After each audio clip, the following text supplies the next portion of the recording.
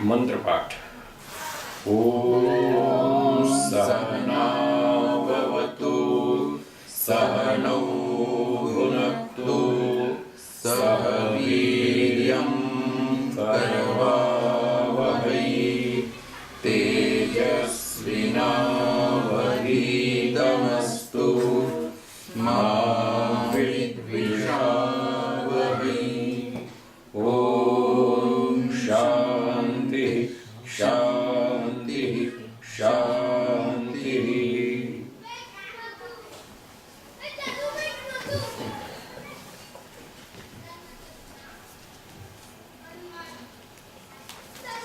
तेरहवां सूत्र पूरा हो गया था, आगे चलेंगे 14वां।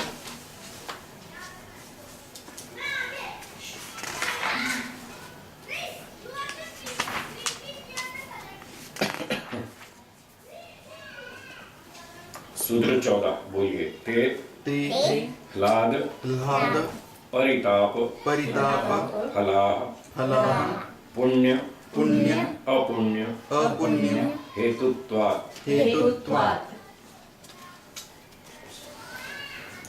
ते का अर्थ है वे जाति आयु और भोग। त्रिविपाक जो बताए थे, कर्माशय का 3 फल, जाति आयु भोग, ते बहुवचन। ह्लाद परिताप फला। ह्लाद का अर्थ है सुख, प्रसन्नता, सुख। परिताप माने दुख। फला फल वाले, सुख और दुख फल वाले होते हैं। वे जाति आयु और भोग सुख और दुख फल वाले होते हैं। पुण्य अपुण्य हेतुत्वा। पुण्य और पाप के कारण से, पुण्य के कारण से सुखदायक होते हैं जाति आयु भोग, पाप के कारण से वे जाति आयु भोग दुखदायक होते हैं। तो यदि कोई व्यक्ति पुण्य कर्म करेगा तो उसको सुख देने वाले जाति आयु भोग मिलेंगे, अर्थात मनुष्य के, ये सुखदायक है।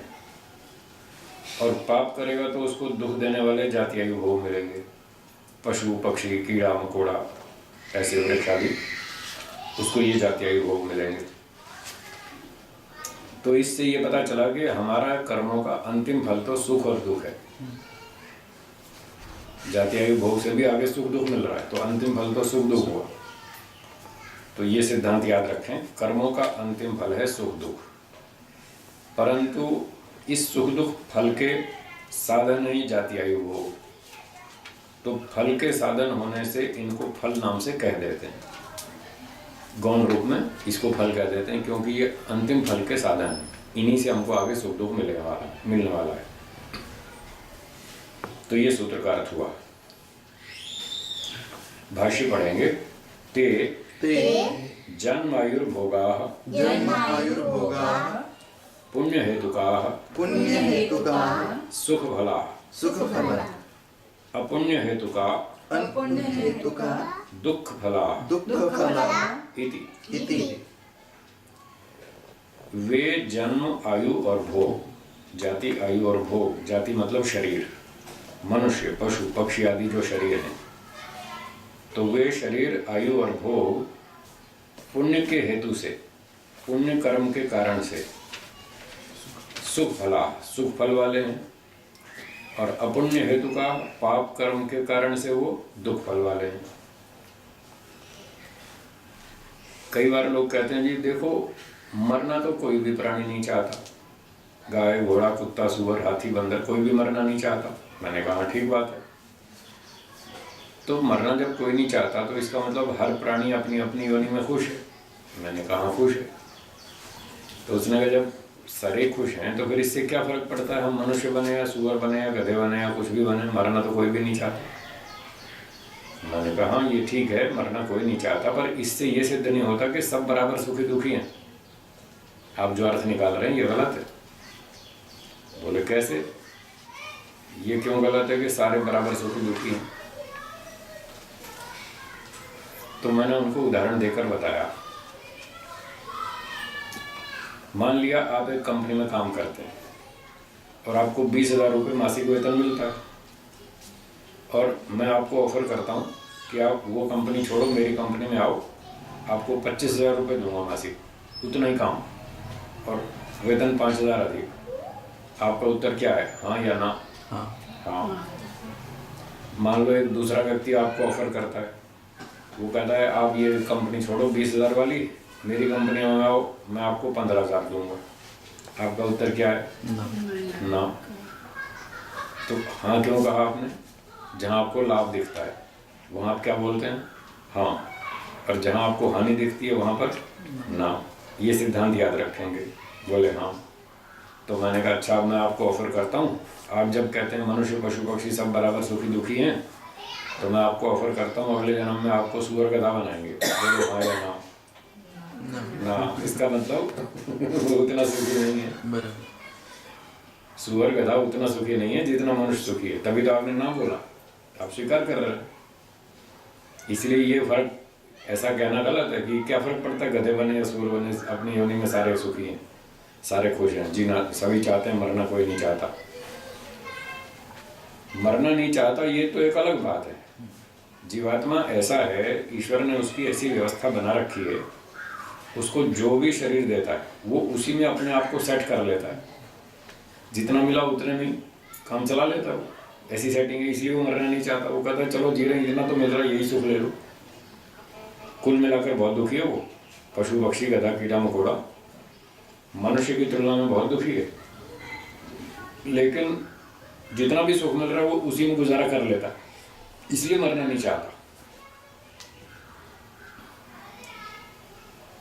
तो हमारे इस विचार से, व्यवहार से ये सिद्ध होता है कि सभी प्राणी समान रूप से सुखी दुखी नहीं है, कम अधिक है, और सबसे अधिक सुखी मनुष्य है।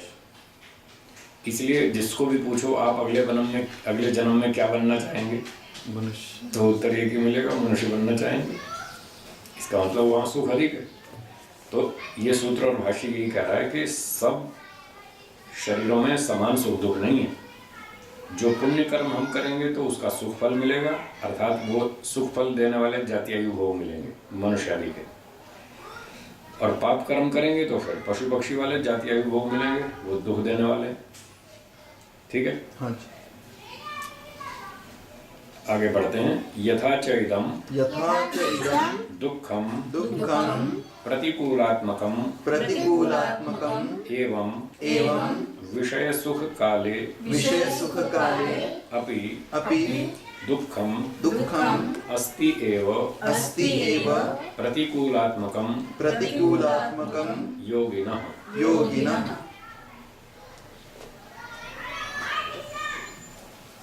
अब इस पंक्ति को समझने से पहले एक बीच में और पंक्ति मेरी ओर से सुनिए, वो इसको समझाएगी, पंक्ति इसको स्पष्ट करेगी।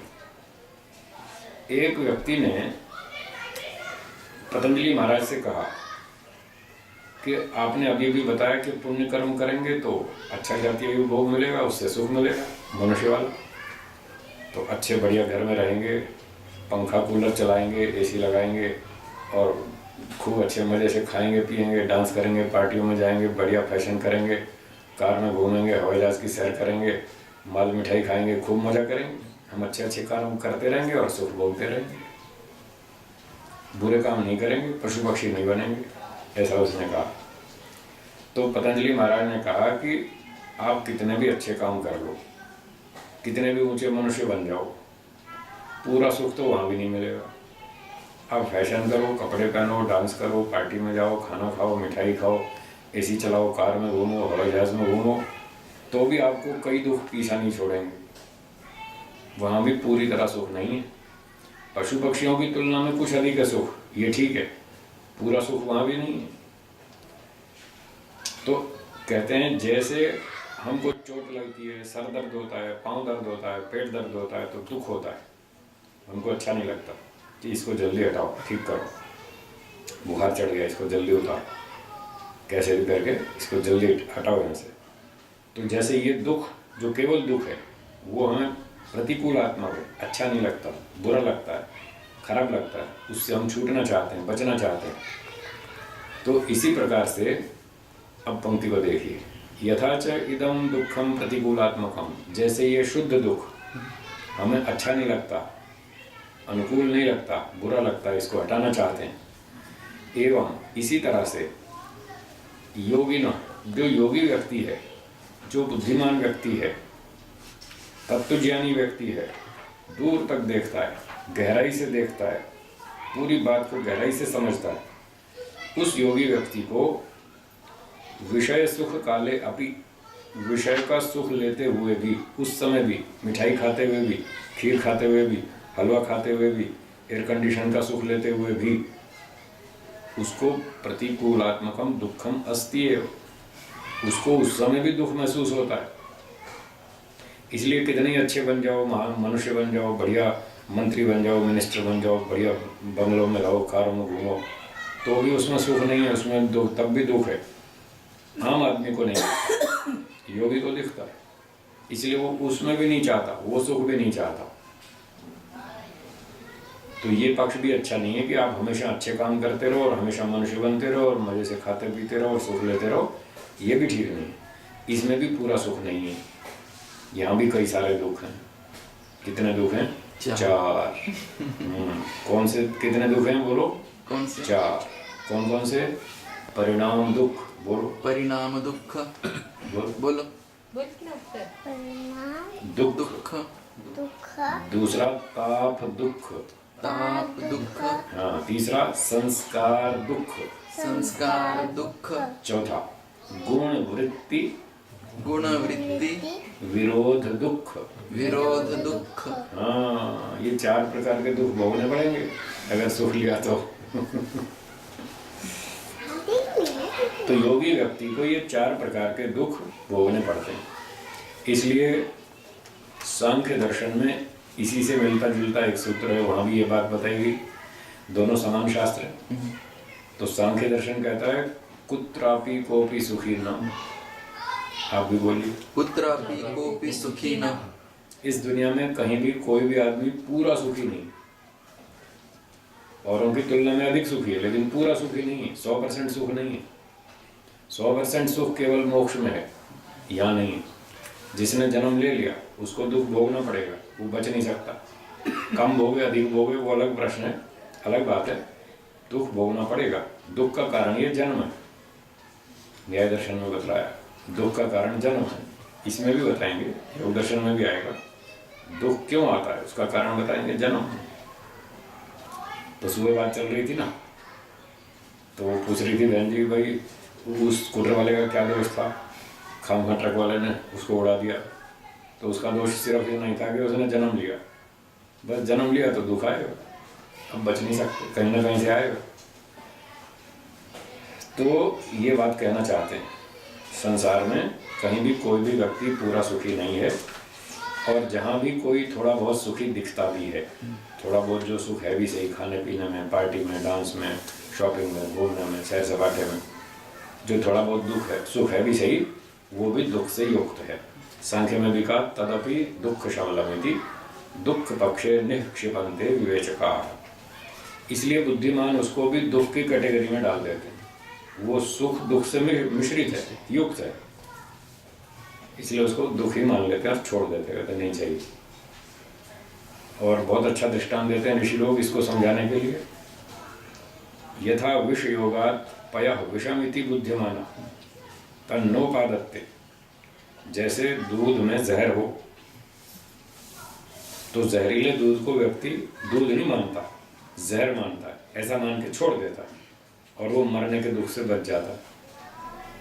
ऐसे ही संसार का सुख भी दुख से युक्त है, वो भी जहरीली मिठाई। तो जो जिसको समझ में आता है वो छोड़ देता है, वो उस दुख से बच जाता है। और जो इस सुख को नहीं छोड़ता तो उसको जहर भी मारता है, उसको दुख भी साथ भोगना पड़ता है। अब दोनों रास्ते आपके सामने हैं, जो ठीक लगे सो चलो। तो अब आगे बढ़ते हैं। यहाँ पर ये बताया कि योगी व्यक्ति को यदि वो सुख लेता है तो उसमें उसको दुख दिखाई देता है, उसको अच्छा नहीं लगता, इसलिए वो विषयों का सुख लेता ही नहीं। अब ये बात आम आदमी की समझ में नहीं आती। वो मिठाई खाता है और सुख नहीं लेता, बादाम खाता है और सुख नहीं लेता, हवाई जहाज की सैर करता है और सुख नहीं लेता। लोगों की समझ में नहीं आती कैसे, इसको बताएंगे। पढ़िए भूमिका। कथम कथम तद उपपाद्यते। तदुपपाद्यते। कहीं उपपद्यते पाठ है, कहीं उपपाद्यते भी है। तो योगी व्यक्ति को वो विषयों में दुख क्यों दिखता है, कथम कैसे दिखता है, इसको सिद्ध करते हैं। अथवा वो दुख कैसे सिद्ध होता है कि विषयों में भी दुख छिपा हुआ है, कैसे सिद्ध होता है, इसको अगले सूत्र में बताते हैं। सूत्र 15 बोलिए। परिणाम परिणाम ताप ताप संस्कार संस्कार दुःखैर दुःखे गुणवृत्ति गुणवृत्ति विरोधाच्च विरोधाच्च दुःखमेव दुःखमेव सर्वं सर्वं विवेकिनः। विवेकिनः। बहुत अच्छा। अब देखिए कुल मिलाकर 4 दुख हैं, पर इन्होंने सीधे चारों को इकट्ठा एक समास करके नहीं बोला। तीनों 3 दुखों को अलग किया, चौथे को अलग किया। इस पर हमने बहुत सोचा। बराबर। जैसे 3 को इकट्ठा कर दिया तो चौथे को भी जोड़ देते, अलग क्यों कर दिया। इस पर बहुत लंबा चिंतन किया। खूब सोचने के बाद एक कारण समझ में आया कि अलग क्यों किया। चौथा अलग इसलिए किया कि यदि कोई व्यक्ति, तत्वज्ञानी व्यक्ति, वैराग्यवान व्यक्ति समझ ले कि इन भोगों में यदि सुख लिया तो मुझे परिणाम ताप संस्कार दुख भोगना पड़ेगा, ये 3 दुख भोगने पड़ेंगे, और ये सोच करके उसने सुख लेना छोड़ दिया, खाने पीने घूमने में शहर में सुख लेना छोड़ दिया, तो वो इन 3 दुखों से तो बच जाएगा। 3 दुखों को भोगने से बच जाएगा, छूट सकता है बुद्धिमत्ता का प्रयोग करेगा, पर चौथे से नहीं छोड़ सकता। वो कुछ भी कर लो आप, वो चौथा तो नहीं छोड़ेगा। कितने भी बुद्धिमत्ता हो, कितने भी चालाकी हो, होशियारी हो, चतुराई हो, कुछ भी कर लो आप, वो चौथा नहीं छोड़ेगा। इसलिए उसको अलग कर दिया कि ये अलग प्रकार का दुख है, पर 3 दुख अलग प्रकार के हैं। तो अब इस सूत्र का अर्थ यूं समझना चाहिए, संसार में परिणाम ताप और संस्कार दुख, ये 3 दुख तो ये हुए। परिणाम दुख और ताप दुख और संस्कार दुख का योग होने से, इनका संबंध होने से, और चौथा गुण वृत्ति विरोध के कारण भी दुख होने से, गुण वृत्ति में विरोध होने से उससे भी दुख होता है। इस प्रकार से विवेकिनः, बुद्धिमान व्यक्ति की दृष्टि में, उसके विचार में, दुःखमेव सर्वम्, संसार में सब दुख ही दुख है। कहीं भी प्योर सुख नहीं, 100% शुद्ध सुख कहीं भी नहीं। उसको हर जगह दुख से मिश्रित ही दिखता है, जो भी दिखता है सुख। तो इसका अर्थ ये हुआ कि संसार में दुख तो शुद्ध है, सुख शुद्ध नहीं है।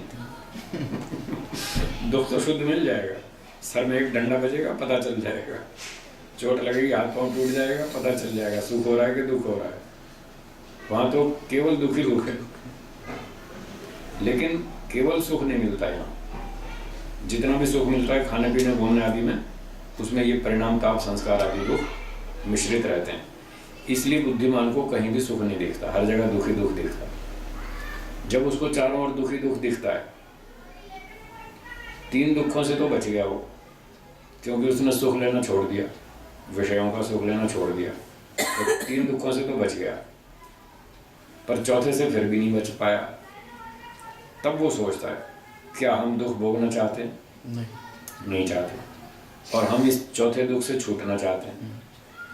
तो फिर एक ही रास्ता, इस शरीर से छूटो। जब तक शरीर रहेगा तब तक ये दुख भोगने पड़ेंगे, चौथा दुख भोगना पड़ेगा।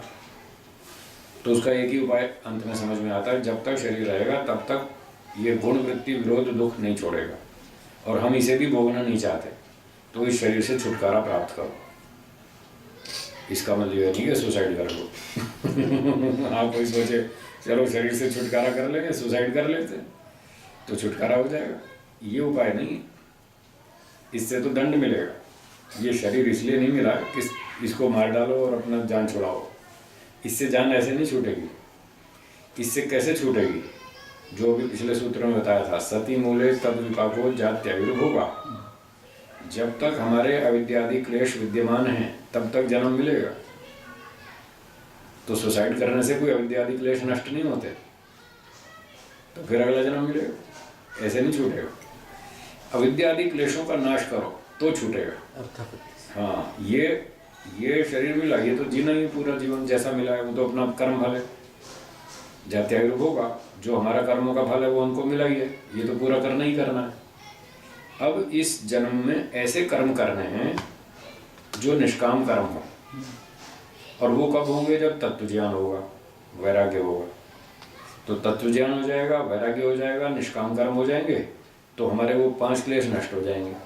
बस ऐसे जन्म रुकेगा। जब वो जन्म रुक जाएगा अगला, तब ये सारे दुख छूट जाएंगे। तो अंतिम उपाय यही रहेगा कि अगला जन्म लेना बंद करो। उसका उपाय यह है कि अष्टांग योग का अभ्यास करो, ताकि तत्व ज्ञान हो जाए, अविद्यादि क्लेश नष्ट हो जाए, फिर हमारा मोक्ष होगा। ये काम करना है। तो अब सूत्र का अर्थ ये है, सूत्रार्थ तो हो गया, बता दिया ना। हाँ जी। बुद्धिमान की दृष्टि में सब तरफ दुख ही दुख है। अब भाष्य को पढ़ते हैं, इन दुखों को समझने का प्रयास करेंगे। सर्वस्य अयं रागानुविद्धः चेतन अचेतन साधन अधीनः सुखानुभव इति तत्रास्ति रागजः कर्माशयः।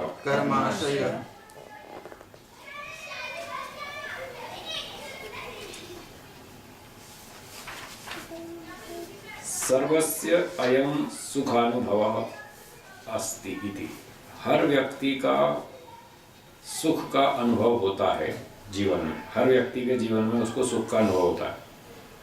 ठीक है, खाने पीने, घूमने, देखने, सुनने में, सैर सपाटे में, फैशन में, शॉपिंग में, पार्टी में, डांस में, संगीत में, उसको हर एक को कहीं ना कहीं सुख का अनुभव होता है। किसी को कम होता है, किसी को अधिक होता है। तो जब ये सुख का अनुभव होता है, कैसे होता है? चेतन अचेतन साधन अधीन। चेतन मतलब जो अपने प्राणी हैं, बेटा बेटी, भाई बहन, माता पिता, पोता पोती, दादा दादी, ऐसे रिश्तेदार, उनसे भी हमको सुख मिलता है। ठीक है, और इस प्रकार से अचेतन साधनों से भी मिलता है। एयर कंडीशन लगा लिया, कार खरीद ली और बढ़िया खाया पिया, भोजन बढ़िया स्वादिष्ट बना करके खाया, ये जड़ वस्तु हैं, इनसे भी सुख मिलता है। चेतन मनुष्य आदि प्राणियों से भी सुख मिलता है। कोई अपने घर में कुत्ता पाल लेते हैं, कोई तोता पाल लेते हैं, कोई खरगोश पाल लेते हैं, कोई गाय पाल लेते हैं, ऐसे उन प्राणियों से भी उनको सुख मिलता है। तो चेतन और अचेतन प्राणियों के अधीन इनके माध्यम से हर व्यक्ति को जीवन में कुछ न कुछ सुख का अनुभव होता है। ये जो सुख का अनुभव होता है, ये रागानुविद्धा, ये राग से युक्त होता है। क्योंकि सूत्र हम पढ़ चुके हैं, सुखानुशयी राग। जहाँ सुख होगा वहाँ राग जरूर होगा। सुख भोगने के बाद जो मन पर संस्कार पड़ता है उसको राग कहते हैं। तो जब इन जड़ चेतन पदार्थों से हम सुख भोगते हैं तो उनसे राग हो जाता है। इससे क्या पता चला?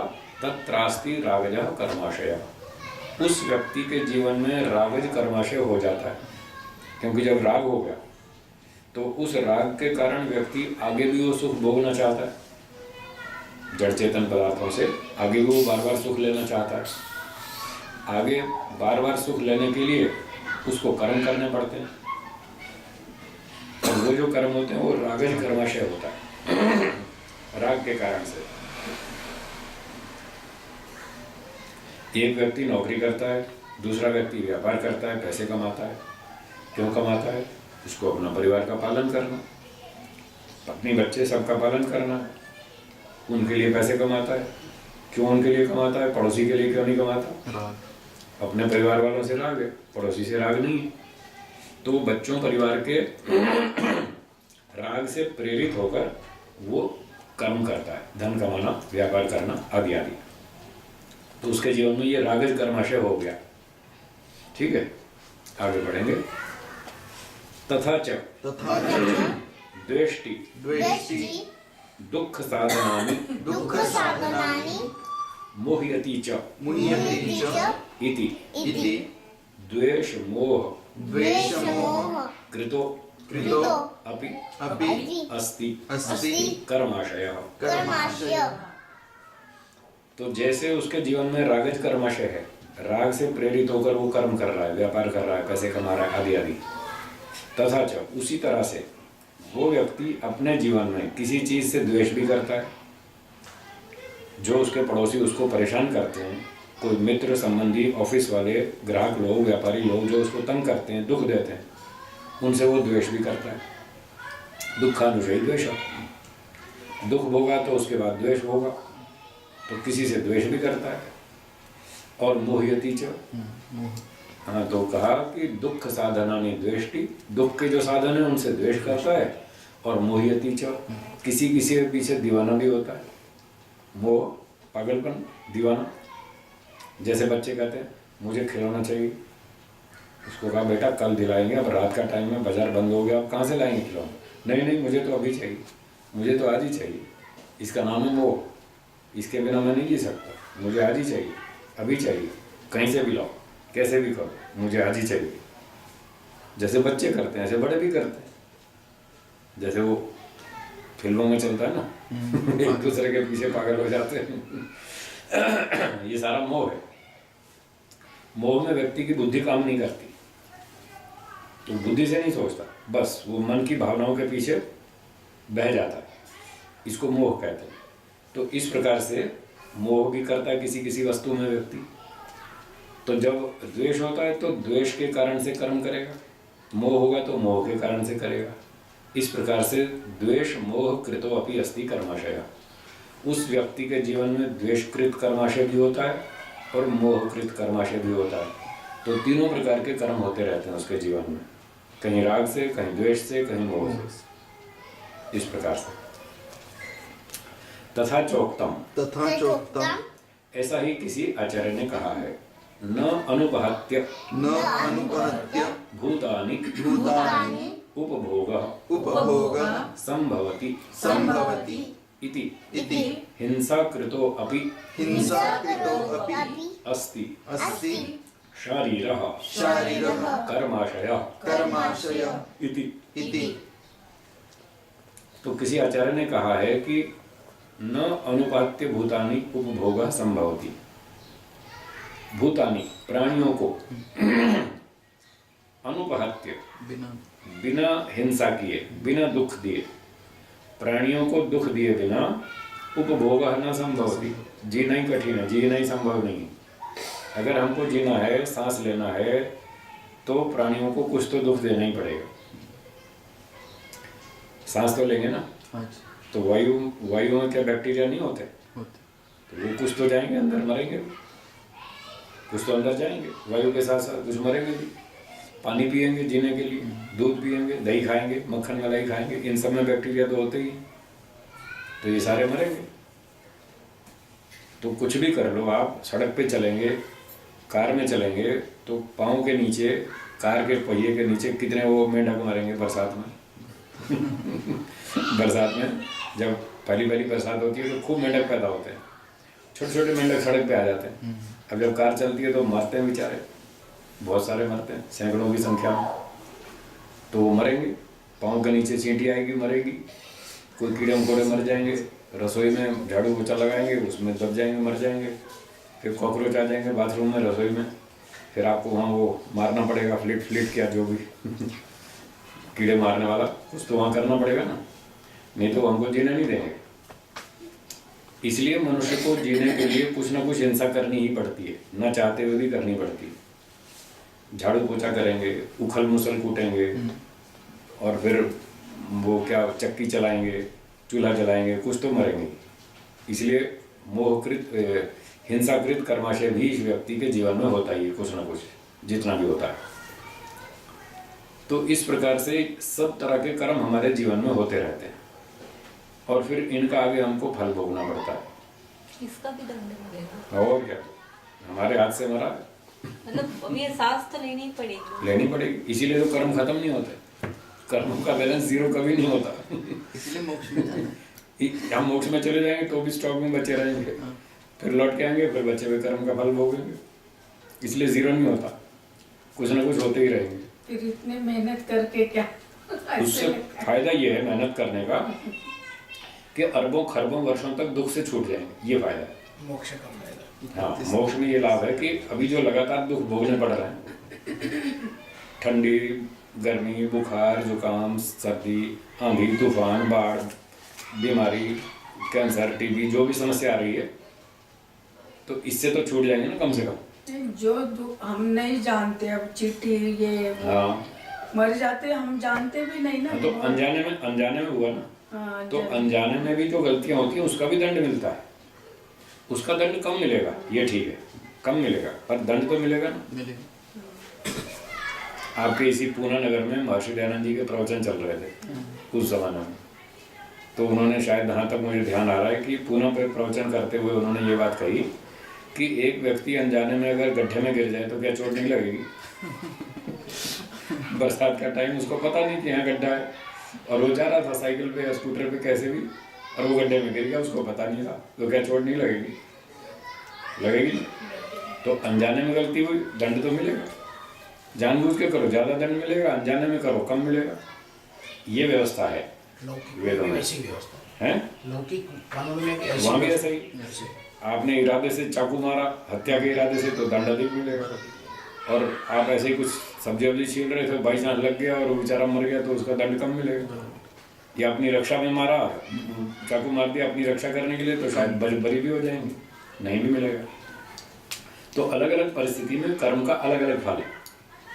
तो ऐसे हम अब मकोड़ों को ऐसे जानबूझ के मारेंगे चप्पल लेके, जैसे कई बच्चे मारते हैं ना, उनको पता नहीं होता कि इनको मारना चाहिए या नहीं। वो एक मकोड़ा आया, उसने चप्पल उठाई और दे दन उसको ऐसे मारना शुरू करते हैं। फिर माता पिता समझाते हैं, नहीं बेटा ऐसा नहीं करो, इनको नहीं मारना चाहिए। तो कोई जानबूझ के मारेगा, कोई अनजाने में मारेगा, तो दंड तो मिलेगा। और अनजाने में भी गलती होती है तो भी वो हमारा दोष नहीं है, ऐसा नहीं। मनुष्य होने दोष के है। कारण उस प्रज्ञापराध को दूर करना हमारा कर्तव्य। नहीं स्वामी जी, जैसे अभी घर में कॉकरोच हो गए, अब कॉकरोच रखना अच्छा नहीं रहता। हाँ, नहीं है ना। अब ऐसे छोड़ेंगे तो और बढ़ेंगे वो, तो मारना मारना पड़ेगा, मजबूरी है। मजबूरी है। मजबूरी मानकर मारिए, द्वेष से नहीं। नहीं, वही मजबूरी में ही मारना पड़ेगा। हमारो कोई बात नहीं, इधर पाप लगेगा, इधर पुण्य भी कमा लेंगे, इधर हवन कर लेंगे, उसका पुण्य बढ़ जाएगा। ये पंचमहायज्ञ जी इसीलिए तो बताए कि इधर मारना पड़ता है, न चाहते हुए भी मारना पड़ता है। तो इधर पाप तो बढ़ ही रहा है, तो थोड़ा पुण्य भी बढ़ा लो, पंचमहायज्ञ करो, थोड़ा पुण्य भी बढ़ जाए, ताकि बैलेंस बना रहे, केवल दुख ही दुख ना भोगना पड़े, कुछ सुख भी मिल जाए। इसलिए पंचमहायज्ञ का विधान किया। पंचमहायज्ञ से वो पाप कैंसिल नहीं होगा। हाँ, अच्छे कर्म का अच्छा फल, बुरे कर्म का बुरा फल, वो कैंसिल नहीं होगा। विनाश हो सकता है। हाँ, दब जाएगा, देर में मिलेगा, मिलेगा जरूर। और ये होगा कि इधर पाप तो हो ही रहा है, प्रदूषण हम कर ही रहे हैं, गाड़ी चलाते हैं, मोटर गाड़ी चलाते हैं, स्कूटर चलाते हैं, बाइक चलाते हैं, तो प्रदूषण तो बढ़ ही रहा है, उसका तो पाप लग ही रहा है। तो थोड़ा यज्ञ करके सुगंधि भी फैला लो, उसका पुण्य भी कमा लो। इस तरह से बैलेंस करने के लिए हमको पंचमहायज्ञ का विधान किया कि रोज पंचमहायज्ञ करो, पुण्य कमाओ, ताकि आपका सुख का बैलेंस अधिक रहे, दुख ना भोगना पड़े, दुख कम भोगना पड़े, सुख अधिक मिले, इसलिए ये विधान किया। तो ये कर्म फल की बात बताई। तो जीवन में सब तरह के कर्म होते रहेंगे, राग वाले भी, द्वेष वाले भी, मोह वाले भी, और न चाहते हुए भी हिंसा होती रहेगी। ये कर्म जमा होते रहेंगे और जब तक जन्म लेंगे इसका फल भोगना पड़ेगा। इसलिए अगर इनसे बचना हो तो ज़रा सावधान हो जाओ और तत्व ज्ञान उत्पन्न करो, वैराग्य उत्पन्न करो, निष्काम कर्म करो, अविद्यादि 5 क्लेशों को नष्ट करो और मोक्ष में जाओ। और वो जो व्यक्ति कह रहा था कि हम अच्छे अच्छे काम करेंगे, हमेशा खाएंगे पिएंगे, सुख लेते रहेंगे, उसके लिए अगला वाक्य बोलिए, विषय सुखम च अविद्या इति उक्तम। ये याद करने जैसा है, वाक्य बहुत बढ़िया है। विषय सुखम च अविद्या। जो व्यक्ति ये मानता है कि विषयों में सुख लेंगे, बढ़िया खाएंगे पिएंगे, घूमेंगे फिरेंगे, देखेंगे सुनेंगे, रूप रसगंध 5 विषयों का सुख लेंगे, वो अविद्या में है। विषय सुखम च अविद्या इति उत्तम। विषयों में सुख मानना, शुद्ध सुख मानना अविद्या है। क्यों अविद्या है? क्योंकि उसमें ये 3-4 तरह के दुख हैं, 3-4 प्रकार के दुख हैं, और वो उसको शुद्ध सुख मान के भोग रहा है, यही तो अविद्या है। कैसे हैं वो दुख? अब इसकी व्याख्या करते हैं। पहला है परिणाम दुख। उसकी व्याख्या करते हैं, बोलिए। या भोगेषु भोगेषु इंद्रियाणाम इंद्रियाणां तृप्तेः तृप्तेः उपशांतिः उपशांतिः तत्सुखम। तत्सुखम। यह है लौकिक सुख, जिसको लोग सुख मानते हैं और सुख के नाम से व्यवहार करते हैं। उसका स्वरूप बतलाया भोगेषु, भोगों में, भोगेषु भोगों में, इंद्रियाणाम इंद्रियों की, तृप्तेः तृप्ति होने से। जैसे रसना इंद्रिय है और इच्छा हो रही है कि भाई कुछ मिठाई खाएं, इसका सुख लें, रसगुल्ला, गुलाब जामुन, कोई और दूसरी मिठाई, जो भी हर एक को पसंद होती है अपनी अलग अलग, तो उसको इच्छा हो रही है कि इन भोगों में थोड़ा सुख ले लें। इस भावना से, इस इच्छा से वो मिठाई खाता है, रसगुल्ला खाता है, गुलाब जामुन खाता है, सेब खाता है, केला खाता है, अंगूर खाता है, जो भी खाता है। ऐसा खाने से उसकी थोड़ी थोड़ी तृप्ति होती है इंद्रिय की। तो इंद्रियों की तृप्ति होने से, या उपशांति, जो थोड़ी सी शांति होती है, थोड़ा अच्छा लगता है, वाह 4 रसगुल्ले खाए, वाह मज़ा आ गया, बहुत अच्छे थे रसगुल्ले। ऐसे कभी कभी मिलते हैं। आज तो 6 महीने बाद इतने अच्छे टेस्टी रसगुल्ले मिले, पिछले 6 महीने में ऐसे नहीं मिले खाने को। व्यक्ति ऐसा बोलता है। तो ये जो उसको थोड़ा अच्छा लगता है, इसका नाम है सुखम। ये है सुख, थोड़ी देर के लिए अच्छा लगता है। फिर कहते हैं या लौल्यात् लौल्यात् अनुपशांतिः अनुपशांतिः तद दुखम। तद्दुःखम्। लौल्यात् का अर्थ है चंचलता से। इंद्रियों में जो चंचलता से, अनुपशांति, शांति नहीं हो पाई। उसका बड़ा मूड था रसगुल्ले खाने का, और वो उसकी बहुत फेवरेट आइटम थी। 1 दुकान पे गए, 2 दुकान पे गए, 4 दुकान पे गए, कहीं भी नहीं मिला। त्योहार का दिन था, सारा माल बिक गया, खत्म हो गया। आप देर से आए तो अब थोड़ी मिलेगा, सब बिक गया। तो अब उसका मूड था बहुत खाने का, त्योहार का दिन है, आज मिठाई क्यों नहीं खाएंगे, पर पहुंचे देर से इसलिए माल खत्म हो गया। इस कारण से अब वो रसना इंद्रिय में तो चंचलता बनी हुई है, वो खलबलाहट मची हुई है कि लाओ लाओ लाओ रसगुल्ला लाओ, मिलता नहीं हो। तो न मिलने से जो अनुपशांति है, उसको कुछ खाने पीने को मिला नहीं, तो उसको शांति महसूस नहीं हुई। तब दुखम, ये दुख है, उसको बड़ा दुख होता है। आज बहुत मूड था खाने का, फिर भी नहीं मिला, मजा नहीं आया, आज का त्यौहार तो बेकार चला गया। व्यक्ति ये अनुभव करता है, जब त्यौहार के दिन मिठाई ना मिले खाने को, तो वो कहता है आज का दिन तो बेकार गया, ये त्यौहार ही हमारा बेकार हो गया, फेल हो गया, कोई मजा नहीं आया। तो इसका नाम है दुख। फिर कहते हैं न च इंद्रियाणाम भोगाभ्यासेन वैतृष्ण्यम कर्तुम शक्यम। कहते हैं आप कितना भी भोग लो, विषयों का सुख भोग लो, 1 बार 2 बार 20 बार 50 बार 100 बार, कितनी बार भी भोगो। भोगों का अभ्यास करते रहने से, बार बार भोगने से विषयों को, इंद्रियाणाम वैतृष्ण्यम कर्तुम न शक्यम, इंद्रियों को इच्छा रहित नहीं बनाया जा सकता, बिल्कुल असंभव है। वो कई बार बात चलती है ना रजनीश महाराज की। रजनीश महाराज ने क्या बोला, खूब भोगो, जम के भोगो, एक दिन आप थक जाएंगे और फिर आपको वैराग्य हो जाएगा, फिर आप छोड़ देंगे। ऐसा नहीं है, व्यास जी मना कर रहे हैं, कितना भी भोगो नहीं थकेंगे, थोड़ी देर के लिए थक जाएंगे, 6 घंटे बाद फिर जोश उठेगा, 2 दिन के बाद फिर जोश आएगा, 1 हफ्ते बाद फिर इच्छा होगी, आप थकने वाले नहीं। तो कितना भी भोगों को भोगें, भोगाभ्यास करते करते इंद्रियों को इच्छा रहित नहीं बनाया जा सकता, असंभव है। तो ये जो लोग इस पैटर्न पे चल रहे हैं कि खूब भोगो एक दिन हम थक जाएंगे, गलत है ये। उसके साथ एक और दृष्टिकोण चाहिए, तब थकेंगे। वो दृष्टिकोण उन्होंने नहीं सिखाया। अच्छा यूं भी तो लोग सारे भोग ही रहे दिन रात। कोई कमी थोड़ी है, किसको वैराग्य हुआ? किसी को भी नहीं हुआ। 80 साल के 90 साल के बूढ़े को हमने देखा है, 90 भी 95 साल के बूढ़े व्यक्ति को देखा है, अभी भी वो पैसे ब्याज पर देता है, अपने पैसे अलग रखता है। अभी उसको कितनी आशा है, 95 साल की उम्र, अभी भी पैसे ब्याज पर दे रहा है कि अभी मैं और पैसे कमाऊंगा। कहाँ हुआ वैराग्य? सारा जीवन खाया पिया भोगा, फिर भी तृप्ति कहाँ हुई? तो सारी दुनिया लगी है दिन रात भोगने में, पर वैराग्य नहीं हो रहा। इसलिए व्यास जी ठीक कहते हैं, ऐसे भोगों का अभ्यास करते रहो तो कोई तृप्ति होने वाली नहीं है। इच्छा रहित नहीं हो सकते आप, वैराग्य नहीं होगा। कस्मात् कस्मात् यतो यतो भोगाभ्यासम भोगाभ्यासम् अनु अनु विवर्धन्ते विवर्धन्ते रागाः रागाः कौशलानि च कौशलानि च इंद्रियाणाम इंद्रियाणाम् इति। इति।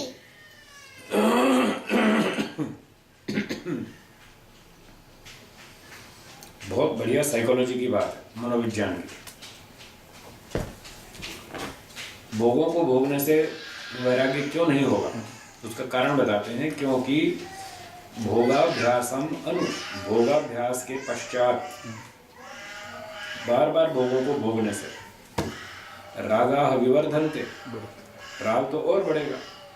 तो जितना आप सुख लेंगे सुखानुशयी रागा, तो बार बार भोगों को भोगने से राग और बढ़ेगा।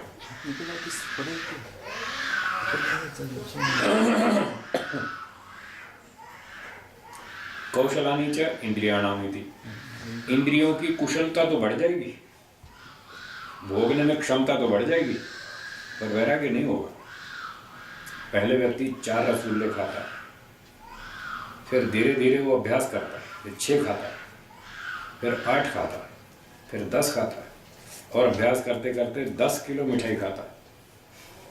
तो आपने देखे कभी 10 किलो मिठाई खाने वाले? नहीं देखे? मथुरा में चलो मिलेंगे। हाँ, मथुरा के पंडित 10-10 किलो 15-15 किलो रबड़ी मिठाई खा जाते हैं। डायबिटीज होगा। नहीं होता है, नहीं होता है डायबिटीज। वो खाते हैं और उलट देते हैं, खाते हैं और उलट देते हैं, फिर दूसरा खा के आते हैं। बिजनेस बना रखा है, खाने का बिजनेस है। जितना मिठाई खाओ उतने पैसे ज्यादा मिलते हैं, दक्षिणा भी मिलती है ऊपर से।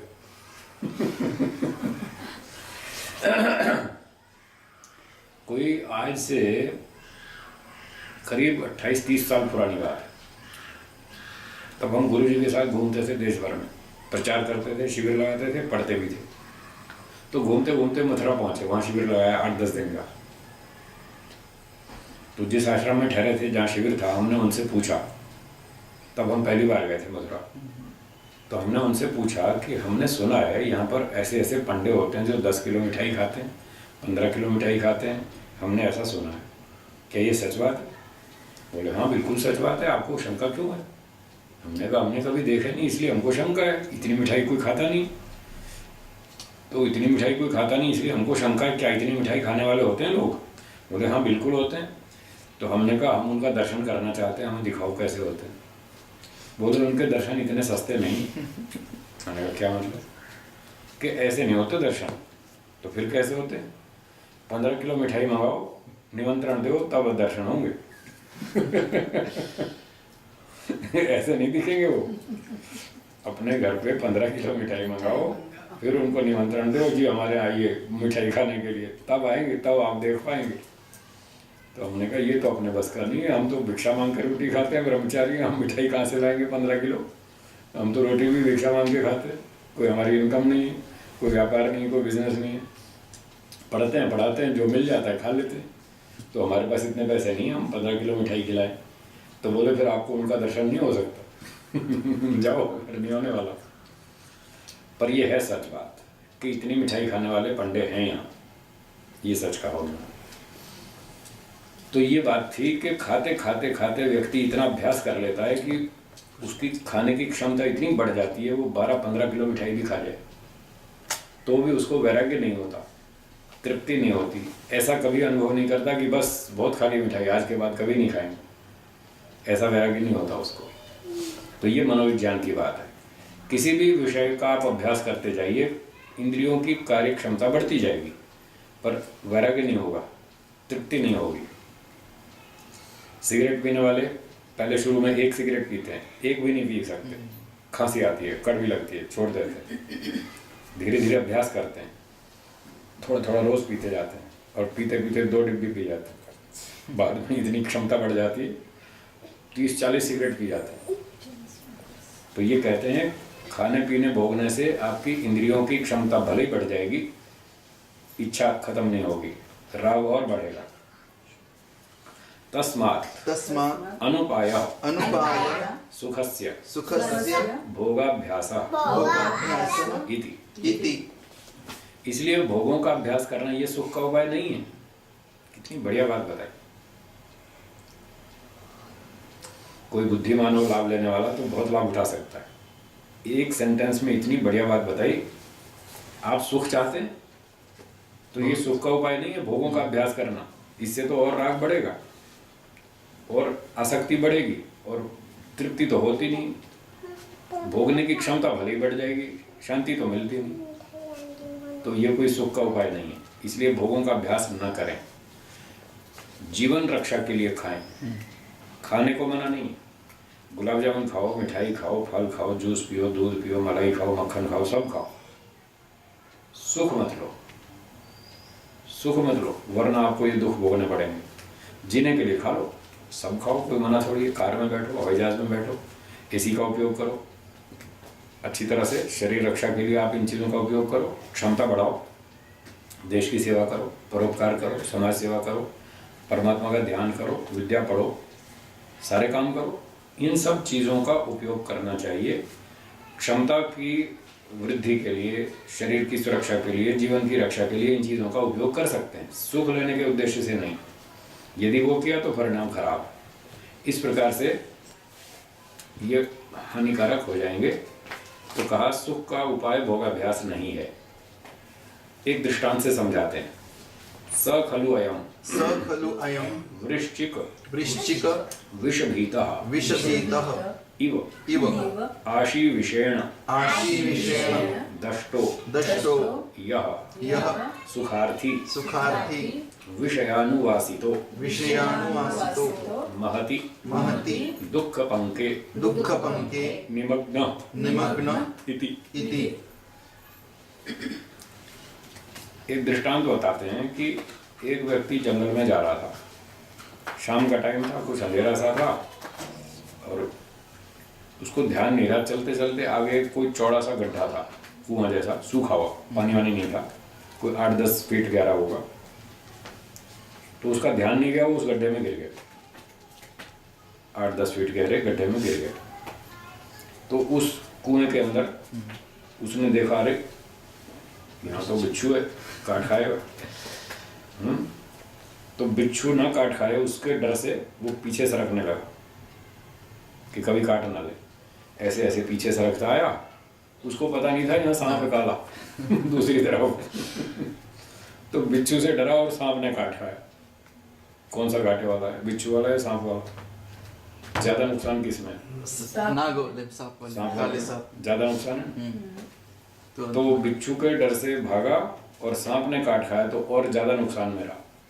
तो जैसे वो व्यक्ति ज्यादा घाटे में रहा जो बिच्छू से डरकर सांप से काट लिया गया, वैसे ही ये व्यक्ति जो भोगों को नहीं भोगता है, मन पर संयम रखता है, इंद्रियों पर कंट्रोल करता है और मन में इच्छा उठती है कि भोग ले, वो कहता है नहीं नहीं नहीं ठीक है, नहीं, इसमें परिणाम दुख भोगना पड़ेगा, इसमें राग बढ़ जाएगा, इसमें ये समस्या आएगी, वो समस्या आएगी, कहता नहीं नहीं नहीं भोगना। तो इच्छा तो अंदर उठती रहती है, वो उसको रोकता रहता है कि नहीं नहीं नहीं भोगना। तो न भोगने के कारण उसको वो इच्छा दुख तो देती रहती है। ये है बिच्छू का काटना, वो दुख देती रहती है इच्छाएं, वो ब्रेक लगाता रहता है, नहीं भोगना। और दूसरा व्यक्ति वो क्या करता है, जब इच्छा उठती है तो भोग लेता है, मिठाई खा लेता है, सुख ले लेता है, घूम लेता है, सारे इंद्रियों पे सुख लेता रहता है, इच्छाओं को पूरा करने के लिए वो सुख लेता रहता है। तो वो उस व्यक्ति की तरह है जिसको सांप ने काट खाया।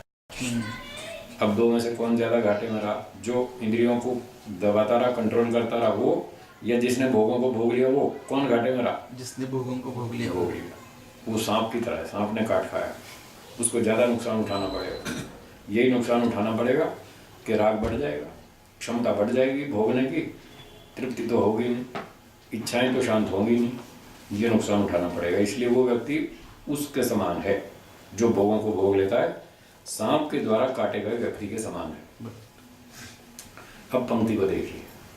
वह यह व्यक्ति वृश्चिक विष भीता इव, बिच्छू के विष से डरा हुआ सा, उसके तुल्य। आशी विषेण दष्टा, आशी कहते सांप को, तो सांप के जहर से काट लिया गया, मतलब सांप ने काट लिया उसको और डंक मार दिया, तो सांप का जहर ज्यादा खतरनाक है, वो तो मर ही जाएगा। बिच्छू काटे तो चिल्लाएगा तो सही, दर्द तो होगा पर मरेगा नहीं, बच तो जाएगा कम से कम, तो वो कम नुकसान वाला है। तो जो सुखार्थी, सुख भोगने वाला, सुख की इच्छा वाला व्यक्ति, विषयानुवासिता, विषयों के पीछे पड़ा हुआ, विषयों को भोगने वाला, सुख के उद्देश्य से भोगने वाला, महती दुख पंके निमग्नयति, वो बड़े दुख के कीचड़ में डूब जाता है, दुख के सागर में डूब जाता है, उसको ज्यादा दुख भोगना पड़ता है। ये परिणाम दुख उसको तंग करता रहता है। उसको इच्छा तो शांत होती नहीं, इच्छा फिर भी अंदर से काटती रहती है, भोगने के बाद भी काटती रहती है, तो वो बेचारा ज्यादा दुखी होता है और वो लगातार भोगता रहेगा वर्षों तक, और वर्षों तक वो परिणाम दुख से परेशान होता रहेगा। दूसरे पक्ष में जो व्यक्ति भोगों को नहीं भोग रहा है, कंट्रोल कर रहा है मन पर, इंद्रियों पर, वो कहता नहीं भोगना, इसका परिणाम अच्छा नहीं है, परेशानी होगी, अशांति अब भी हो रही है, अशांति फिर भी होगी, भोगने के बाद भी होगी, तो ना भोग कर भी थोड़ी सी अशांति सह लो, वो ऐसे सोचता है। भोगने के बाद भी अशांति सहनी पड़ेगी और न भोगने पर भी सहनी पड़ेगी, तो वो सोचता है न भोगो, यही सह लो थोड़ा सा। और ऐसा अभ्यास करते करते कुछ समय के बाद, कुछ वर्षों के बाद, वो जो इच्छाएं दुख दे रही थी वो देना बंद कर देती, तो ये कम घाटे में रहा, कुछ दिन परेशान हुआ, फिर आगे चल के उसका संयम हो गया, उसको समझ में आ गया, अब वो इच्छाएं उसको परेशान नहीं करती, इच्छाएं उठनी बंद हो गई। लेकिन जो भोगों को भोग रहा है उसकी तो चालू ही, उसकी तो खत्म हो ही नहीं, इसलिए वो ज्यादा घाटे में रहा, ये समझाना चाहते हैं। तो जो सुख भोगने के उद्देश्य से विषयों का सुख ले लेता है, वो गहरे दुख के कीचड़ में डूबता है, उसको ज्यादा परेशानी भोगनी पड़ती है, वो घाटे में रहता है। आगे बढ़िए। ऐशा परिणाम दुखता नाम प्रतिकूला सुखावस्थायाम अपि योगिनम एव क्लिश्नाति। कहते हैं इसका नाम है परिणाम दुखता। परिणाम तो दुख ही रहा, भोगने पर भी दुख ही रहा, परिणाम होता है बाद में। तो विषयों का सुख भोगने के बाद भी परेशानी रही, तो क्या लाभ हुआ? इससे तो नहीं भोगते अच्छा था, इसलिए जो नहीं भोगता वो ठीक रहता है, थोड़े दिनों में ठीक ठाक हो जाता है, और भोगने वाला ज़्यादा घाटे में रहता है। इसका नाम है परिणाम दुखता।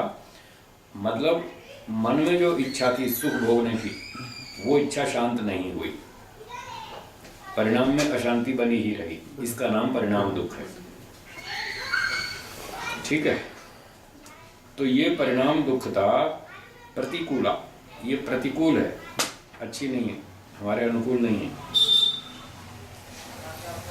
सुखावस्थायाम अपि योगिनम एव क्लिश्नाति। योगी व्यक्ति यदि सुख लेगा तो सुख लेते समय भी वो उसको परेशान करती है, उसको पहले से दिख रहा है कि इसका परिणाम खराब आएगा, पहले से दिख रहा है उसको, इसलिए वो सोचता है कि इसको ना ही भोगो, ठीक है, मतलब जीने के लिए खा लो, सुख मत लो, ऐसा वो सोचता है।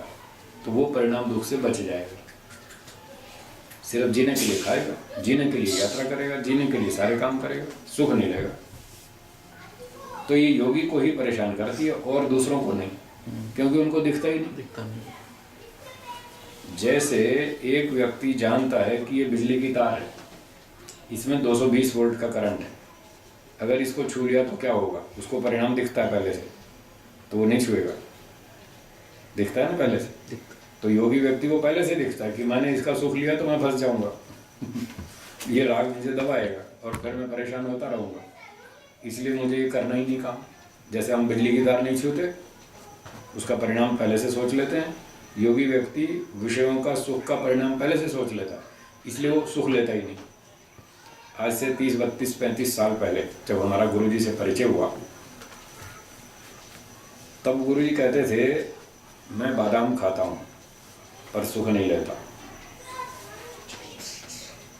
हमने कहा गुरुजी बात समझ में नहीं आई, समझ में नहीं आएगा, बादाम खाते हैं और सुख नहीं लेते।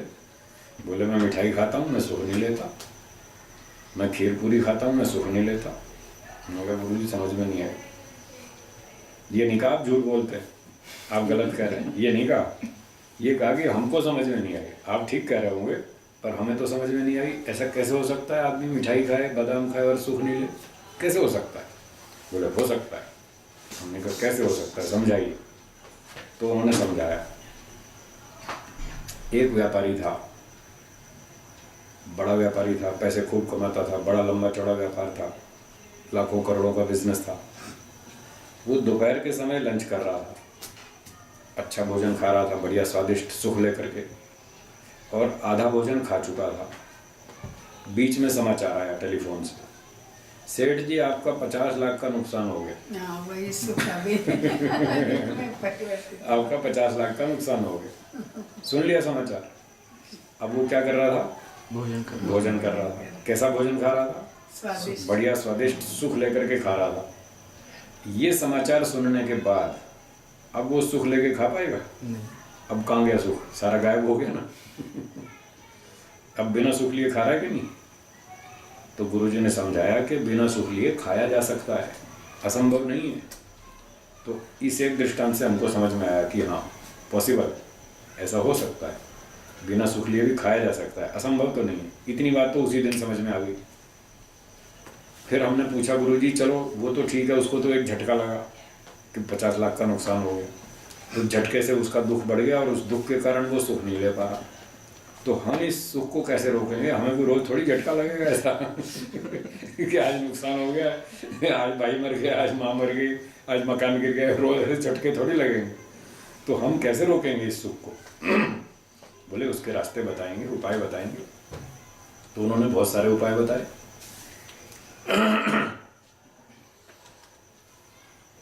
एक उपाय बताया कि फरमाइश करना बंद करो। आज पनीर के पकोड़े बनाओ, आज राजमा चावल बनाओ, आज खीर बनाओ चावल की, और उसमें पिस्ता काजू बादाम डालो, उसमें केसर भी डालो, इलायची भी डालो, आज ये रसगुल्ले मंगाओ, आज गुलाब जामुन मंगाओ। ये फरमाइश करना बंद करो। आप फरमाइश क्यों करते हैं? सुख लेने के लिए। अगर सुख को ब्रेक लगानी है, सुख नहीं लेना, तो फरमाइश बंद करो। तो फिर क्या खाएं, कैसे खाएं? बोले खाओ, जो मिले सो खाओ, फरमाइश मत करो। मिल गया तो खा लो, नहीं मिला तो कोई बात नहीं। मन में इच्छा मत करो कि आज मुझे इस चीज़ का सुख लेना है, आज इस चीज़ का सुख लेना है, ये मत करो। ये एक उपाय है। हमने कहा ठीक है। तो हमने तब से नियम बना लिया, आज से फरमाइश बंद। तो 32-34 साल हो गए, हमने फरमाइश बंद कर दी, कभी फरमाइश नहीं की। लोग हमसे पूछते हैं गुरुजी क्या खाएंगे? हम कहेंगे जो आप खिलाएंगे। जो आप खाएंगे वो हम भी खा लेंगे। सीधी सादी दाल रोटी बना लो, हम भी खा लेंगे, कोई फरमाइश नहीं। तो एक उपाय ये बताया, वो किया। दूसरा उपाय बताया कि कभी कभी उस चीज़ को खाना बंद कर दो, थोड़े दिन के लिए, 1 महीने के लिए, 15 दिन के लिए। जिस चीज़ में आप सुख लेते हैं, बहुत रुचि है, आकर्षण है, फेवरेट आइटम है, उसको कुछ दिन के लिए मत खाओ। फिर अपना परीक्षण करो कि इसके बिना हमारा जीवन कैसा रहा, 15 दिन, महीना कैसा जिया, कष्ट तो नहीं हुआ, या आसानी से निकल गया 20 दिन, महीना, ऐसे परीक्षण करो।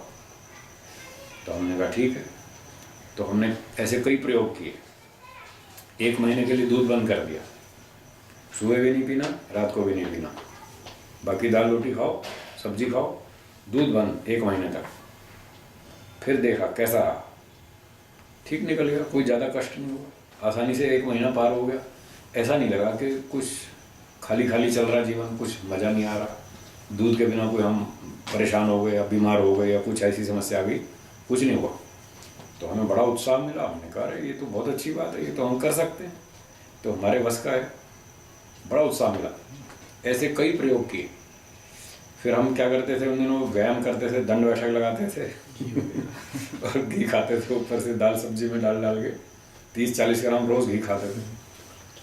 तो महीने में कभी 2 किलो, 2.5 किलो, 3 किलो भी खा जाते थे। फिर क्या किया, 1 महीने का संकल्प किया कि जो हम दाल सब्जी में ऊपर से घी डालते हैं ना, ये बंद करो। कभी ऐसा ना हो इसकी आदत पड़ जाए, कल को नहीं मिलेगा तो दुखी होंगे। तो 1 महीना इसके बिना ही चलाएंगे, दंड बैठक लगाएंगे, व्यायाम करेंगे, पर ऊपर से घी नहीं खाएंगे। जितना दाल छोंक में लगता है उतना ठीक है, छोंक में जितना लगा उतना खा लेंगे। तो 1 महीना घी बंद कर दिया, फिर परीक्षण किया कैसा रहा, ठीक रहा, कुछ ज़्यादा समस्या नहीं आई। तो ऐसे ऐसे हिम्मत बढ़ती गई, उत्साह बढ़ता गया, कॉन्फिडेंस आता गया, और हम एक एक करके कई चीज़ें हमने छोड़ छाड़ दी और उसके बिना ही जीते रहे। और बड़ा अच्छा अभ्यास हो गया कि हम बिना इन चीज़ों के जी सकते हैं। कोई अब सुख लेने वाली बात नहीं है, सुख लेने का उद्देश्य नहीं है। अब हम मिल गया तो खा लिया, नहीं मिला तो ना सही, उसके बिना भी आराम से जी सकते हैं। ऐसा अभ्यास किया। तीसरा, हाँ, ऐसे कभी बादाम छोड़ दिया, कभी घी छोड़ दिया, कभी दूध छोड़ दिया, कभी मिठाई छोड़ दी। एक बार कुछ पेट खराब सा हो गया, खाते खाते पेट बिगड़ जाता है। तो वैद्य जी से सलाह ली, क्या करें? बोले आपको थोड़ा पाचन की दिक्कत है और आप ये चीनी बंद करो, चीनी खाना बंद करो 1 महीने के लिए। चीनी और चीनी से बनी कोई मिठाई नहीं खाना। हमने कहा ठीक है, हम तो पहले ही अभ्यास करते रहते हैं, हमें कोई ज़्यादा दिक्कत नहीं, हम बंद कर देंगे। तो हमने बंद कर दिया। 1 महीने तक कोई चीनी और चीनी से बनी कोई मिठाई नहीं खाई। तो हमने कहा शरीर में मीठे की पूर्ति के लिए क्या करें? बोले गुड़ खा लो, शक्कर खा लो। गुड़ की शक्कर आती थी उधर उत्तर भारत में, गुड़ की शक्कर ले लो और बूरा ले लो, और ये चीनी मत खाना। हमने कहा ठीक है। तो 1 महीने तक चीनी और चीनी से बनी कोई मिठाई नहीं खाई। बहुत अच्छा रहा। फिर हमारा उत्साह बढ़ा, हमने कहा इसको 2 महीने चलाओ। उसको 2 महीने चलाया, 2 महीने तक कोई मिठाई नहीं खाई। फिर बहुत अच्छा लगा, फिर उसको 1-1 महीना बढ़ाते गए। और मुझे अच्छी तरह याद है 8 महीने तक कोई चीनी नहीं खाई, चीनी से बनी कोई मिठाई नहीं खाई। अब हम जहाँ भी जाते घरों में, वो कहते लो गुरुजी मिठाई खाओ, हम कहते हम नहीं खाते। अरे आप मिठाई नहीं खाते, कैसे आदमी है? लोगों को आश्चर्य होता था कि आप मिठाई नहीं खाते। लोग मिठाई के पीछे तरसते हैं और आप मिठाई नहीं खाते। हाँ, डायबिटीज है क्या? हाँ, नहीं, हमने कहा डायबिटीज कुछ नहीं डायबिटीज कुछ नहीं। पूछेंगे लोग। हाँ, आज भी नहीं है डायबिटीज। ये तो 30 साल पुरानी बात कर रहा हूँ, आज भी डायबिटीज नहीं है। तो आज जब जाते हैं घरों में तो लोग कहते हैं गुरुजी दूध पिएंगे? हाँ पिएंगे। तो दूध में शक्कर डालोगे? नहीं डालो। हाँ जरूर डालो, हमें डायबिटीज नहीं है। तो 30 साल पुरानी बात है। आज भी इतनी उम्र हो गई, अभी भी डायबिटीज नहीं है, भगवान की बहुत कृपा है। तो इस तरह से बहुत अच्छा कॉन्फिडेंस रहा और ऐसे ऐसे करके छोड़ते रहे। तो इससे बहुत अच्छा नियंत्रण हो गया, सुख लेने की वृत्ति कम होती गई। तीसरा एक उपाय बताया गुरुजी ने कि भोजन खाओ, घी दूध मक्खन मलाई मिठाई सब खाओ, मन से उसको ब्रेक लगाओ कि इस चीज़ का सुख नहीं लेना, मन से ब्रेक लगाओ। उन्होंने समझाया देखो, एक रसना इंद्रिय है, एक मन है, दोनों अलग अलग चीज़ें हैं। 5 इंद्रियां हैं ना, आँख नाक कान रसना और त्वचा। तो इंद्रियों के कार्य अलग हैं, मन का कार्य अलग है। इंद्रियों का कार्य है अपने विषयों का ज्ञान कराना, इनका नाम है ज्ञान इंद्रिय। तो रसना इंद्रिय का क्या काम है? रस का ज्ञान कराना, रस विषय का ग्रहण करती है, उसका ज्ञान कराती है। नेत्र का है रूप का ज्ञान कराना, और नासिका का है गंध का ज्ञान कराना। तो ये तो इंद्रियां तो अपना काम करेंगी, इनको अपना काम करने दो। सुख लेना ये मन से होता है, इंद्रियों का काम अलग है, मन का काम अलग है। इंद्रियों को अपना काम करने दो, मन के काम को ब्रेक लगाओ। सुख लेना ये मन से होता है। कैसे होता है? तो उन्होंने कहा जब कोई व्यक्ति रसगुल्ला खाता है, गुलाब जामुन खाता है, तो रसना इंद्रिय से जब संपर्क होता है उसका, तो रसना कहती है मीठा है, बढ़िया है, स्वादिष्ट है, अच्छा है। तो रसना इंद्रिय तो मीठे रस का ज्ञान कराती है। आगे फिर जो मन है वो कहता है वाह मज़ा आ गया, बहुत टेस्टी है, बहुत अच्छा है, आज 6 महीने बाद मिला ऐसा बढ़िया। तो ये जो मन का काम है ये है, ये मन का जो काम है इससे व्यक्ति सुख ले रहा है। तो गुरुजी ने कहा ये मन से ये बात दोहराना बंद करो, खा लो, रसना तो बताएगी मीठा है, नींबू शरबत पियेंगे तो रसना बताएगी ये खट्टा है, थोड़ा चीनी भी डाल रखी है, मिठास भी है, खट्टा भी है, मीठा भी है। इंद्रिय अपना काम करेगी, वो करने दो, मन से उसको रिपीट मत करो, वाह बहुत अच्छा है, मज़ा आ गया, ये मत बोलो। तो क्या है, सुख लेने को ब्रेक लग जाएगी, और ये ब्रेक एक दिन में नहीं लगेगी। हाँ, जैसे रेलगाड़ी चलती है ना, तो रेलगाड़ी जब रुकनी होती है तो 2 किलोमीटर पहले से ब्रेक लगाते हैं तब जाके वो इतनी दूर जाके रुकती है। उसमें खूब प्रेशर होता है, मोमेंटम होता है, तो धीरे धीरे धीरे धीरे वो वेव कम होता है और 2 किलोमीटर बाद जाके प्लेटफॉर्म पे रुकती है गाड़ी। ऐसे ही ये जो भोगों का जो प्रेशर है मन में, जो संस्कारों का प्रेशर है, दबाव है, कितने वर्षों का है, कितने जन्मों का है, इतने जन्मों से आदत पड़ी है सुख लेने की। ये इतनी आदत को एक दिन में थोड़ी छूटेगी, इसको लंबा समय लगेगा। करो मेहनत और रोज़ संकल्प करो, सुबह उठते ही संकल्प करो कि भोजन अच्छा खाएंगे, शरीर रक्षा के लिए खाएंगे, शरीर की पुष्टि के लिए खाएंगे, स्वस्थ रहने के लिए खाएंगे, विद्या पढ़ने के लिए खाएंगे, परोपकार समाज सेवा के लिए खाएंगे, परमात्मा का ध्यान करने के लिए खाएंगे, पर सुख नहीं लेंगे। सुबह उठते ही संकल्प करो, रोज़ करो, और जब खाने की टेबल पर पहुँचो तब तुरंत सावधान हो जाओ, फिर दोहराओ कि भोजन खाएंगे और सुख नहीं लेंगे। खाते समय भी सावधान रहो, बस खाते जाओ, मन से सुख मत लो, वाह बहुत अच्छा है, ये मत खाओ, ठीक है स्वास्थ्य के लिए अच्छा है, खा रहे, ऐसे सामान्य रूप से खाओ। तो ये उपाय बताया, फिर इसका अभ्यास किया, कम से कम 15 साल 15 वर्ष तक लगातार मेहनत की, हर रोज़ पूरी ईमानदारी के साथ। ये नहीं कि दूसरों को दिखावा कर रहे हैं कि हाँ साहब हम तो सुख नहीं ले रहे और अंदर अंदर लेते रहे ऐसा नाटक नहीं। हम जैसा बोलते थे ऐसा करते भी थे। हम कहते थे भाई हम योगाभ्यास कर रहे हैं, हम मन इंद्रियों पर विजय प्राप्त कर रहे हैं, इनका कंट्रोल कर रहे हैं, और ये उसकी विधि है। हम खाते हैं और अंदर से ब्रेक लगाते हैं, सुख नहीं लेना। पूरी ईमानदारी से अभ्यास किया तो करीब करीब 15 वर्ष के बाद जाके हमको ये स्थिति हाथ में आई कि अब बिना सुख लिए खा सकते हैं। और ये अभ्यास शुरू किया, आज 30-32 वर्ष हो गए, तो समझ लीजिए पिछले 15 साल से अब ये ठीक चल रही है गाड़ी, खा लेते हैं, सुख नहीं लेते। तो लोग बड़े बड़े चतुर होते हैं परीक्षा लेने वाले। एक व्यक्ति ने कहा गुरुजी कैसे पता चलेगा आप सुख लेते हैं कि नहीं लेते हैं हमें कैसे पता चलेगा आप सुख लेते हैं कि नहीं लेते? ये तो अंदर की बात है। मैंने कहा हाँ हाँ बिल्कुल बताएंगे, परीक्षा कैसे होती है वो भी बताएंगे, और उस कसौटी से आप अपनी भी परीक्षा कर सकते हैं, हमारी भी कर सकते हैं, सबकी कर सकते हैं। तो हमने कहा कि परीक्षा ऐसे होती है कि यदि आप किसी वस्तु का सुख लेते हैं और वो वस्तु आपको खाने को नहीं मिली तो आपको दुख होगा। ये अभी आने वाला है संस्कार दुख में। आप उसका सुख ले लेकर खाते हैं और एक दिन आपको वो खाने को नहीं मिली तो आपको दुख होगा। अगर दुख होता है तो समझ लो आप सुख लेते हैं, ऐसे पता चल जाएगा। और मिल गई तो खा ली, नहीं मिली तो ना सही, कोई दुख नहीं। तो इसका अर्थ है आप सुख नहीं ले रहे, बस जीने के लिए खा रहे हैं। और बदल बदल के चीज़ें खानी चाहिए ताकि शरीर को सब तरह के पदार्थ मिलते रहें, कार्बोहाइड्रेट्स भी, प्रोटीन्स भी, विटामिन भी, सब चीज़ें मिलती रहें। ऐसे बदल बदल के चीज़ें खाते रहो। दाल में कुछ और मिलेगा, सब्जियों में कुछ और मिलेगा, फलों में कुछ और मिलेगा, ऐसे सब चीज़ें बदल बदल के खाओ स्वास्थ्य रक्षा के लिए, सुख लेने के लिए नहीं। और असली परीक्षा तो तब होगी जब आपको खीर खाने में शौक है, बड़ा सुख लेकर खाते हैं आप, बड़ी फेवरेट आइटम है आपकी खीर, पिस्ता बादाम डाल के, इलायची केसर डाल के, बढ़िया मीठी बनी हुई गर्मा गर्म, और आपको थाली में परोस दी, लो जी खाओ। और आप जैसे ही खाने लगे फिर उठा के छीन कर ले गए, तब देखो दुख हुआ कि नहीं तब अंतिम परीक्षा हो जाएगी। थाली में रख के भी फिर उठा के ले ले, छीन जाए, तब पता चलेगा दुख हुआ कि नहीं।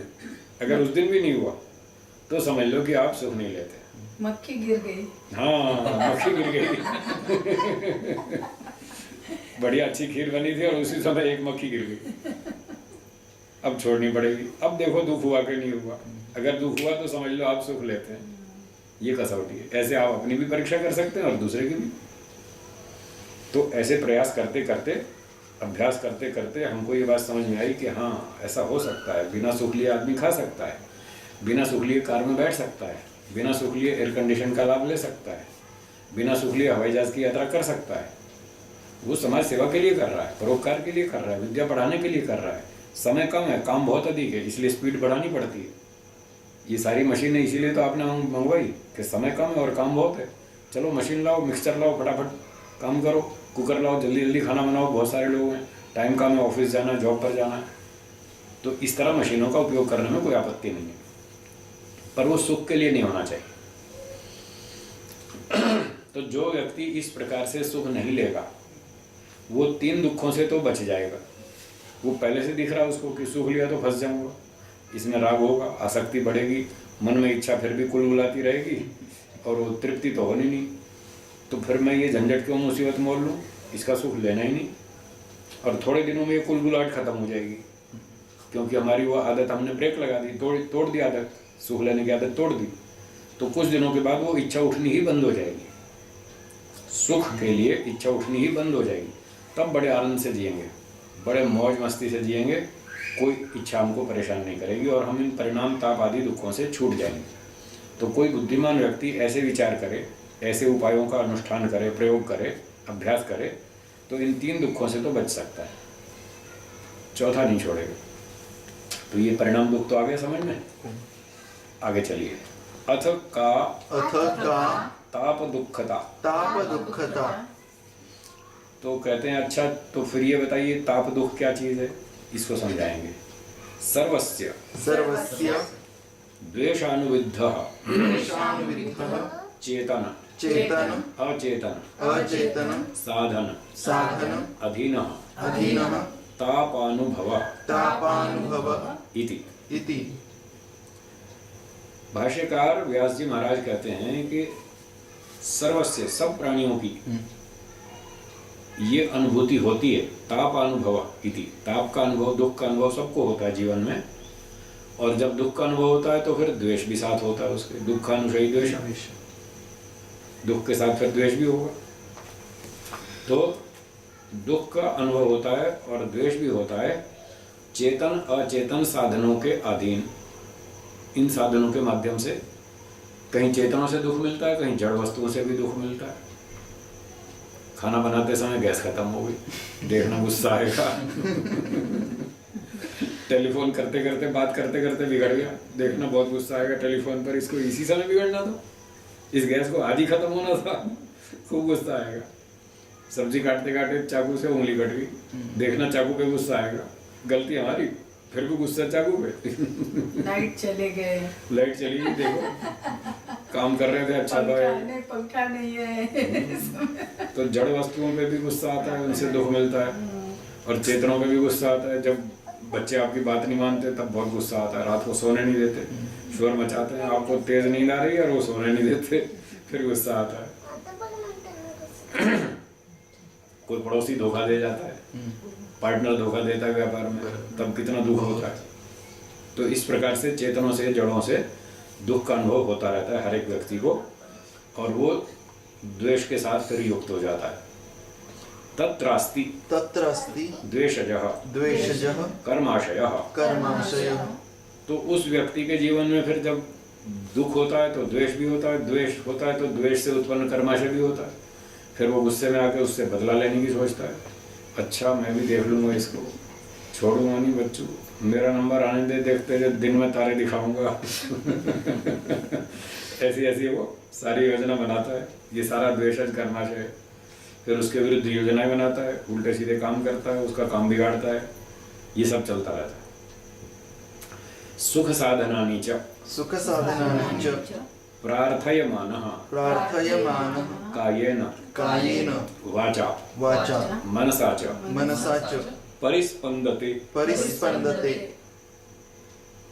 तो हर व्यक्ति सुख साधनों की प्रार्थना करता हुआ, मन में इच्छा करता हुआ कि मुझे सुख के साधन मिले, बढ़िया गाड़ी मिले, बढ़िया मकान मिले, फर्स्ट क्लास एयर कंडीशन मिले, खूब बैंक बैलेंस अच्छा हो, कुछ 2-4 मकान ज़मीन भी खरीद के रख दूं, कल को काम आएंगे। भाव बढ़ते ही रहते हैं ज़मीन मकान के, प्रॉपर्टी के भाव बढ़ते रहते हैं, कल ज़रूरत पड़ेगी पैसे की तो इसको बेच बाच के अपना काम करेंगे। ऐसे ऐसे व्यक्ति बड़ी बड़ी इच्छाएं करता रहता है धन आदि की। तो मन में सुख साधनों की इच्छा करता हुआ, कायेन शरीर से, वाचा वाणी से, मनसा मन से, मन वाणी और शरीर से वो परिस्पंदते चेष्टाएं करता रहता है, मतलब क्रियाएं करता रहता है, अर्थात कर्म करता रहता है। बरोबर। मन वाणी शरीर से वो कर्म करता रहता है। ततः ततः परम परम अनुगृह्णाति अनुगृह्णाति उपहन्ति च उपहन्ति च इति इति परानुग्रह परानुग्रह पीडाभ्यां पीडाभ्यां धर्माधर्मौ धर्माधर्मौ उपचिनोति। उपचिनोति। तो वो जो मन वाणी शरीर से कर्म करता रहता है अच्छे बुरे राग द्वेष के कारण, उससे क्या होता है? तथा उससे कर्म से परम दूसरे व्यक्ति को, किसी को भी, किसी को तो अनुग्रहणाति, उस पर अनुग्रह करता है, कृपा करता है, उसको सुख देता है, किसी किसी को सुख देता है मन वाणी शरीर से। और उपहन्ति च, किसी को दुख देता है, जिसने धोखा दिया उससे झगड़ा करेगा, उससे बदला लेगा, तो ऐसे किसी को सुख देता है, किसी को दुख देता है। इस प्रकार से पर अनुग्रह पीडाभ्याम, दूसरों को सुख और दुख देते हुए, सुख दुख देते हुए, इस प्रकार से कर्मों से धर्माधर्मौ उपचिनोति, धर्म और अधर्म का संग्रह करता जाता है, मतलब पुण्य और पाप का संग्रह करता जाता है। अपने परिवार वालों को सुख देता है, दूसरों को दुख देता है, तो परिवार वालों की रक्षा करता है, उसमें पुण्य मिलता है। और जो शत्रु हैं उनको दुख देता है, उससे पाप लगता है, पाप जमा होता रहता है। ऐसे पाप पुण्य सब जमा होता रहता है। सकर्माशय सकर्माशय लोभात् लोभात् मोहाच्च मोहाच्च भवति भवति इति एषा इति एषा ताप दुःखता तापदुःखता उच्यते। उच्यते। तो ये जो द्वेष के कारण कर्म करता है कि इसने मेरा नुकसान किया, इसको छोड़ूंगा, इससे बदला लूंगा, और इसने मेरा 1 लाख का नुकसान किया, इसका मैं 5 लाख का नुकसान करूंगा, ऐसे ऐसे वो द्वेष के कारण सारी योजनाएं बनाता है और सारे ऐसे काम करता है। उसको लोगों में झूठे आरोप लगा लगा के बदनाम करता है, ऐसे ऐसे उसकी गुडविल खराब करता है व्यक्ति। ये सारा द्वेषकृत कर्माशय है, द्वेषण कर्माशय है। तो वो जीवन में ऐसे कर्म करता ही रहता है व्यक्ति। जिसको राग होगा वो द्वेष भी होगा, वो सुख लेगा तो जब उसका कोई सुख छीनेगा तो उसको गुस्सा आएगा, झगड़ा करेगा, द्वेष करेगा, अन्याय करेगा, जो भी करेगा वो सारा उसका पाप कर्म जमा होता जाएगा। तो इसका नाम है ताप दुख। तो ये भाव ये हुआ कि जिस चीज़ से हम सुख लेते हैं, यदि कोई व्यक्ति हमारी उस चीज़ को छीनेगा, तोड़ फोड़ डालेगा, नष्ट कर देगा, खराब कर देगा, तो हमारा सुख तो गया ना, तो फिर गुस्सा आएगा। तो वो हमारी वस्तु को छीन लेगा, हमारा सुख छीन लेगा, इस बात से उसको डर लगता है, भय लगता है, कोई छीन ना ले, कोई बिगाड़ ना दे, कोई नष्ट ना कर दे। अगर कर दिया तो मैं तो फिर रह जाऊंगा खाली, मेरा सुख तो गया, मैं कैसे जीऊँगा, उस सुख के बिना कैसे जीऊँगा। तो इस प्रकार से जो सुख छीन लिए जाने का भय सताता है, ये ताप दुख है। और छीन भी ले जाए सचमुच में, वास्तव में छीन ही ले, तब भी उसको दुख होता है, ये सारा ताप दुख है। मतलब ताप दुख तो ऐसा है कि छीन लो तब भी सताएगा, नहीं छीनेगा तब भी सताएगा, छीनेगा नहीं, बस संभावना मात्र से उसको डर लगता है। इससे छुटकारा कैसे पाएंगे? इसके छुटकारा पाने का रास्ता है कि आप सुख लेना छोड़ दो, तो ये ताप दुख परेशान नहीं करेगा। वस्तु मिल जाएगी तो लाभ ले लेंगे, नहीं मिलेगी तो ना सही। जो आपको खीर पूरी हलवा मिठाई खाने को मिलती है, आप उसमें सुख लेते हैं, अगर तो मिल गई तो आप सुख लेंगे तो आपको अच्छा लगेगा, और नहीं मिली तो आपको फिर दुख होगा। तो आप यदि सुख लेना ही छोड़ दें तो आपको ये ताप दुख नहीं सताएगा। आपको यूँ डर नहीं लगेगा कि मैंने आज 4 रसगुल्ले मंगा के तो रखे हैं, कभी ऐसा ना हो बीच में कोई खा जाए, हाँ कोई मेहमान आ जाए और उसको खिला दिया जाए और मैं तो रह ही गया मेरा सुख तो गया। फिर ये डर आपको नहीं सताएगा यदि आप सुख नहीं लेते हैं। तो यदि सुख लेते हैं तो ये डर सताएगा। शाम को 4 बजे रसगुल्ले ला के रख दिए और रात को सोचा 8 बजे खाएंगे डिनर के साथ, तो 4 घंटे तक आपको ये ताप दुख परेशान करेगा। कोई पीछे से खा ना जाए, कोई छिपकली ना घुस जाए उसमें कोई मेहमान ना खा जाए, कोई बच्चे ना बिगाड़ दें, ऐसे ऐसे। अगर आप सुख नहीं लेते हैं तो आपको ये नहीं सताएगा। आप क्या सोचेंगे, भाई ठीक है रखें हैं, स्वास्थ्य के लिए खाएंगे, मिल जाएंगे तो खा लेंगे, वो और खा गए तो खा गए ना, सही कोई बात नहीं। जो बचेगा, दाल रोटी मिलेगी वो खा लेंगे, सब्जी मिलेगी वो खा लेंगे, खिचड़ी मिली तो वो खा लेंगे, कुछ तो मिलेगा पेट भरने को। जो मिलेगा वो खा लेंगे, अपने को सुख तो लेना ही नहीं, तो आपको ताप दुख नहीं सताएगा, उससे आप बच सकते हैं। परिणाम दुख नहीं सताएगा, आपने सुख लेने का उद्देश्य बनाया ही नहीं, तो आपको इच्छा क्यों सताएगी कि सुख नहीं मिला, इच्छा पूरी नहीं हुई, सताएगा ही नहीं। तो इस प्रकार से हम बच सकते हैं। तो इस पंक्ति का अर्थ था सकर्माशयो, वो जो कर्माशय है उस व्यक्ति के जीवन में लोभात, लोभ के कारण से भी होता है, मोहाच्च, अविद्या से अज्ञानता से भी होता है, सब तरह के कर्म उसके जीवन में होते रहते हैं। जैसे बहुत से लोग क्या सोचते हैं, मोह से कर्म कैसे होते हैं, अविद्या से। कई लोग जाते हैं वहाँ काली माई कलकत्ते वाली के मंदिर में, कलकत्ता में काली माई का मंदिर है ना, काली माता का, तो वहाँ क्या करते हैं, किसी बच्चे का मुंडन संस्कार कराना है, तो वहाँ एक बकरे की बलि चढ़ाएंगे, बच्चे का मुंडन करेंगे, बकरे की बलि चढ़ाएंगे, और क्या सोचेंगे ये बलि चढ़ाने से ये काली माई देवी बहुत प्रसन्न होगी। अब ये हिंसा कर रहे हैं, बेचारे को मार रहे हैं, ये अविद्या से मार रहे हैं, अज्ञानता से मार रहे हैं। वो ये नहीं समझ रहे कि इस बकरे को मारने से देवी प्रसन्न नहीं होगी, वो नहीं समझ रहे। तो अविद्या के कारण ऐसे हिंसा करते हैं। तो ऐसे मोहकृत कर्माशय भी होता रहता, और लोभ से तो होता ही, ये चोरी डकैती लूटमार रिश्वत, ये सारी लोभ के कारण ही है, इतने पाप हो रहे हैं सारे। तो ये सब पाप चलते रहते हैं, फिर इसका परिणाम आगे भोगना पड़ेगा, कितने ही जन्मों तक इसका दंड मिलेगा। तो यदि हमने सुख लिया तो सुख के चक्कर में रिश्वत भी लेंगे, हेराफेरी भी करेंगे, सब गड़बड़ करेंगे, और फिर इसके पाप करते जाएंगे, फिर आगे दूर तक दंड भोगना पड़ेगा। तो ये सारा ताप दुख का है, दूर तक विस्तार है इसका। इसलिए सुख मत लो, बस जीने के लिए खा लो। जीने के लिए साधन बहुत थोड़े से चाहिए, थोड़े से साधनों में आदमी जी के अपनी रक्षा कर सकता है। बस इतने ही कमाओ, मेहनत से और ईमानदारी से अपना जीवन चला लो। लोभ मत करो, फालतू जमा मत करो, छीना झपटी मत करो, अन्याय मत करो, शोषण मत करो, लूटमार मत करो, दूसरे का अधिकार मत छीनो, तो हम बहुत सा पाप से बच जाएंगे। ऐसे करना चाहिए। का पुनः संस्कार दुखता, संस्कार दुखता। तो अब कहते हैं अच्छा ये बताइए संस्कार दुखता क्या चीज़ है, संस्कार दुख क्या है, इसको समझाइए। तो व्यास जी समझा रहे हैं, सुखानुभवात सुख संस्कार आशय, सुख संस्कार आशय, दुखानुभवात अपि दुख संस्कार आशय दुख संस्कार आशय इति। सुख का अनुभव करने से सुख के संस्कार बनेंगे। एक बार रसगुल्ला खाया, उसका सुख लिया, उसके संस्कार बन जाएंगे। सुख लिया कैसे लिया, वाह मज़ा आ गया, बहुत बढ़िया था रसगुल्ला, बहुत दिनों बाद मिला, बहुत बढ़िया, ठीक है। ऐसे आपने सुख लिया तो मन के ऊपर ये छाप लग जाएगी कि रसगुल्ला बहुत अच्छा था, बहुत बढ़िया। ये है संस्कार।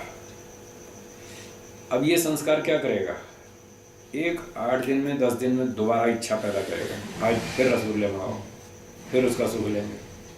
अब दूसरी बार भी मंगा लिए, दूसरी बार भी सुख ले लिया, फिर सुख ले लिया, अरे वाह बहुत अच्छे रसगुल्ले थे, मज़ा आ गया। अब 2 संस्कार हो गए। तो 10 बार रसगुल्ले खाए, 10 संस्कार हो गए। हर बार सुख लेते जाते हैं, संस्कार बनते जाते हैं। तो कह रहे हैं सुख अनुभवात सुख संस्कार आशय हो। ऐसे बार बार सुख लेते रहेंगे तो सुख का संस्कारों का भंडार बनता जाएगा, संस्कार खूब जमा होते जाएंगे। 20 बार सुख लिया तो 20 संस्कार जमा हो गए।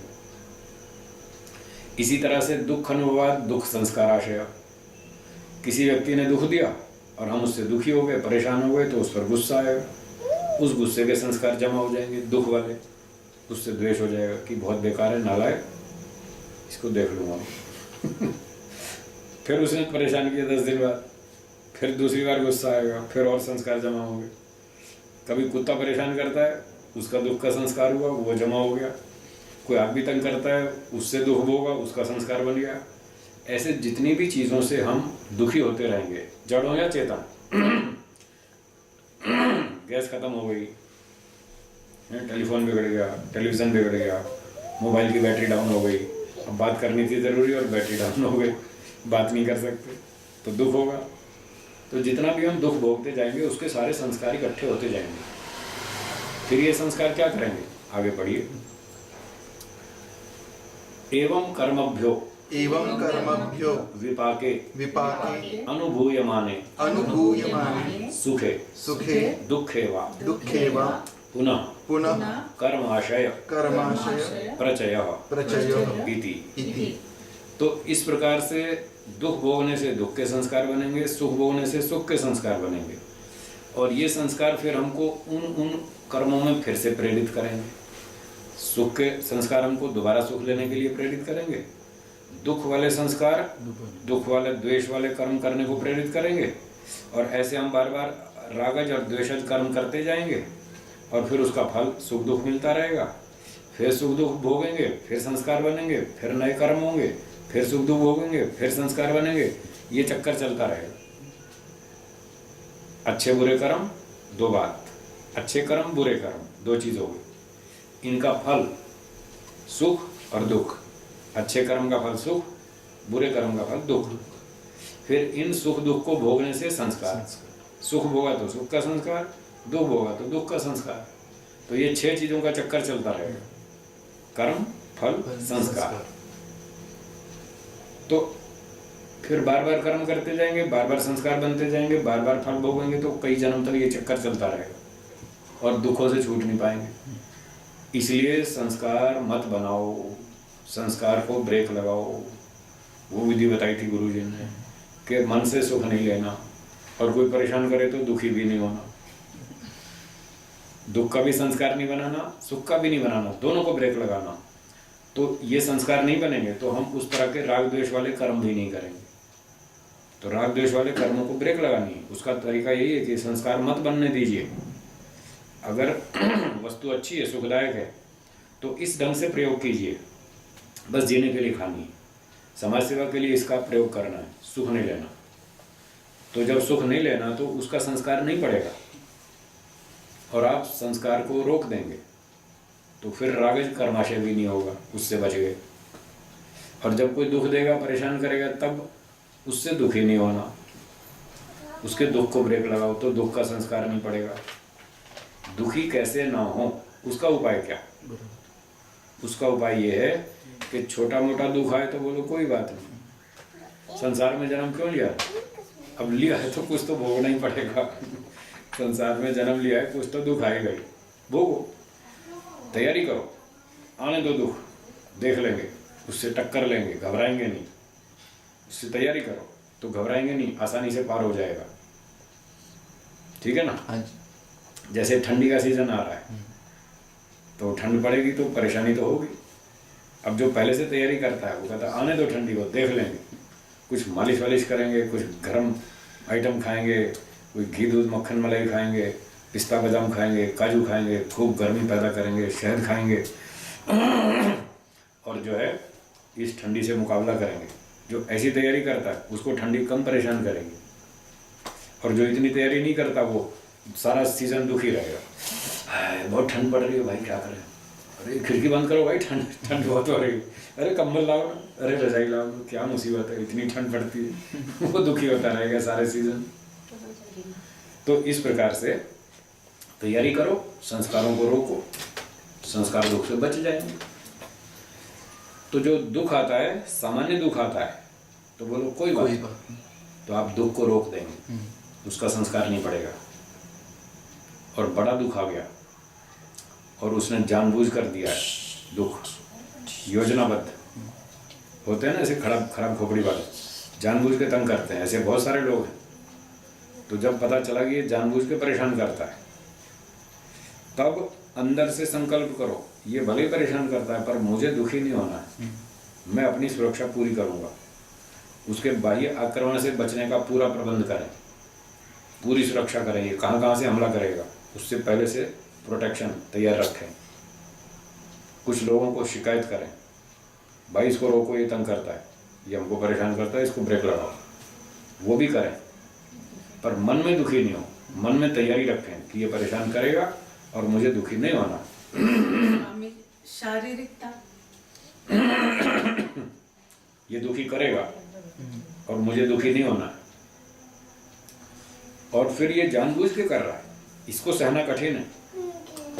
अनजाने में कोई दुख दे तो सहन हो जाता है भाई, चलो कोई बात नहीं, हर एक आदमी से भूल चूक हो जाती है, अनजाने में सबसे होती है गलती, इससे भी हो गई, चलो वो तो सहना आसान है। पर ये तो पढ़ा लिखा आदमी है, जानबूझ के तंग करता है, इसको सहना कठिन है। तब भी दुखी नहीं होना, तब क्या सोचना, ईश्वर न्याय करेगा। बोलिए, ईश्वर न्याय करेगा। बस ईश्वर के न्याय पर छोड़ दीजिए, आप दुखी नहीं होंगे। और बाह्य सुरक्षा पूरी रखें, वो आक्रमण करेगा उससे अपनी शारीरिक सुरक्षा पूरी रखें, और हमारा सामान नष्ट करेगा उससे भी अपनी सुरक्षा पूरी रखें। चौकीदार रखें, ताले लगाएं, सारी सुरक्षा करें, हमारा सामान तोड़ फोड़ नहीं दे, चोरी न करके ले जाए, वो पूरी रखें। और मन में ये सोच के रखें कि ये गड़बड़ करता है, ईश्वर इसको देख लेगा, इसको ईश्वर के कंट्रोल में डाल दो, उसके न्यायालय में छोड़ दो, तम वो जम्भे दर्द, ईश्वर की कोर्ट में उसको डाल दो, वो अपने आप दंड दे देगा। और मुझे बुद्धिमत्ता से काम लेना है, इससे बच के रहना है, अपनी सावधानी से सुरक्षा रखनी है। मेरी शक्ति कम पड़ेगी तो 4 आदमियों के इकट्ठे कर लूँगा, उनकी सहायता लूँगा और उसको ब्रेक लगा दूँगा। द्वेष नहीं करूँगा, झगड़ा नहीं करूँगा, पर अपनी रक्षा ज़रूर करूँगा। इतना अधिकार भारत सरकार ने भी दे रखा है, ईश्वर ने भी दे रखा है, दोनों ने कह रखा है अपनी रक्षा स्वयं करो। अपनी रक्षा करने का सबको अधिकार है, तो दोनों तरफ से हमें, भारत सरकार से भी ईश्वर से भी, दोनों ओर से छूट है, अपनी रक्षा पूरी करो, उसमें कोई आपत्ति नहीं। इस तरह से हम दुखी नहीं होंगे और दुख के संस्कारों को ब्रेक लगा देंगे, तो फिर द्वेष नहीं बनेगा और द्वेष कर्माशय भी नहीं होगा, बच गए, छूट गए। हाँ, अब बोलिए माता जी। शारीरिक ताप, समझो किसी का डायबिटीज है, पैर काट दिया जाए, तो दुख तो होगा ही ना वो उसको भी हम आसानी से सह लेंगे। अभी बताया ना कि ये तो एक पाँव काटा है, और आत्मा को कुत्ते के शरीर में डाल देते हैं, वो 4 पाँव से चलने लगता है, यहाँ 2 पाँव से चलता है, वहाँ 4 से चलता है। मकड़ी बना दिया तो 8 पाँव से चलता है, वो जैसी बॉडी मिले उसमें सेट हो जाता है, एडजस्ट कर लेता है, और वो अपना माइंड मेकअप कर लेता है, अपना मन बना लेता है, मुझे ऐसे ही जीना है। एक पाँव कट गया कोई बात नहीं, मैं एक ही पाँव से जीऊँगा, थोड़ा नकली पाँव लगाऊंगा, थोड़ा वो उसका लकड़ी का सहारा ले लूँगा, मुझे ऐसे ही जीना। वो अपना मानसिकता ऐसी बना लेगा, वो बिना दुखी हुए जी लेगा। मेरे पास ऐसा वीडियो है जिसमें ऐसे ऐसे लोगों के फोटो हैं जो खुश होकर जी रहे, जिनके दोनों पाँव नहीं और दोनों हाथ भी नहीं। बताइए, चारों चीज़ें गायब हैं, दोनों हाथ भी कटे हुए हैं, दोनों पाँव भी कटे हुए हैं, यहाँ कंधे से लेके बस कूल्हे तक, इतना ही शरीर है। और इतने में स्विमिंग भी करते हैं, स्विमिंग करने जाते हैं, जॉब पर जाते हैं, नौकरी करते हैं, खाते पीते हैं, मस्त रहते हैं, खुश रहते हैं, खाना बनाते हैं। कैसे बना, यही तो वो दिखाऊंगा आपको वीडियो, हाथ नहीं है तो कैसे? मैं आपको भेज दूंगा ईमेल में, बढ़िया वीडियो है वो, आप देखिएगा, बड़ा उत्साह मिलता है। फेसबुक पे डाल रखा मैंने, तो इतना आप देखिएगा, आपको पता चलेगा वो ब्रश कैसे करते हैं, नहाते कैसे हैं, स्विमिंग पूल में कैसे स्विमिंग करते हैं, बाहर कैसे निकल आते हैं, क्या कमाल है, वो भी कितने उत्साह से जी रहे हैं। तो देखो वो परेशान नहीं है, उन्होंने अपने मन को मना लिया है, मन को समझा लिया है, हमको ऐसे ही जीना है, हमारे पास इतने ही साधन है, उसी में खुश है। तो पाँव कट गया डायबिटीज़ के कारण तो भी कोई चिंता नहीं है, अपना मन बनाओ, मन के हारे हार है, मन के जीते जीत। जो मन से हार गया वो हार गया, उसके 4 पाँव हाथ पाँव सब सलामत है, तो भी वो बेचारा दुखी है, निरुत्साहित है, परेशान है, वो ठीक से नहीं जी पाएगा। और जिसके चारों ही नहीं है, हाथ भी नहीं और पाँव भी नहीं, तो भी वो खुश होकर जी रहा है, बस मन से सोचने की बात है। तो ये है संस्कारों को रोकने का तरीका, दुख के संस्कारों को भी रोकें, सुख के संस्कारों को भी रोकें, इस संस्कार दुख से बच जाएंगे। तो व्यक्ति पुरुषार्थ करके 3 दुखों से तो बच सकता है, चौथे से नहीं बच पाएगा, उसकी चर्चा कल करेंगे। अब समय समाप्त हो गया, यहाँ कक्षा को विराम। एक बार ओम बोलेंगे लंबे स्वर से, हाँ बाद में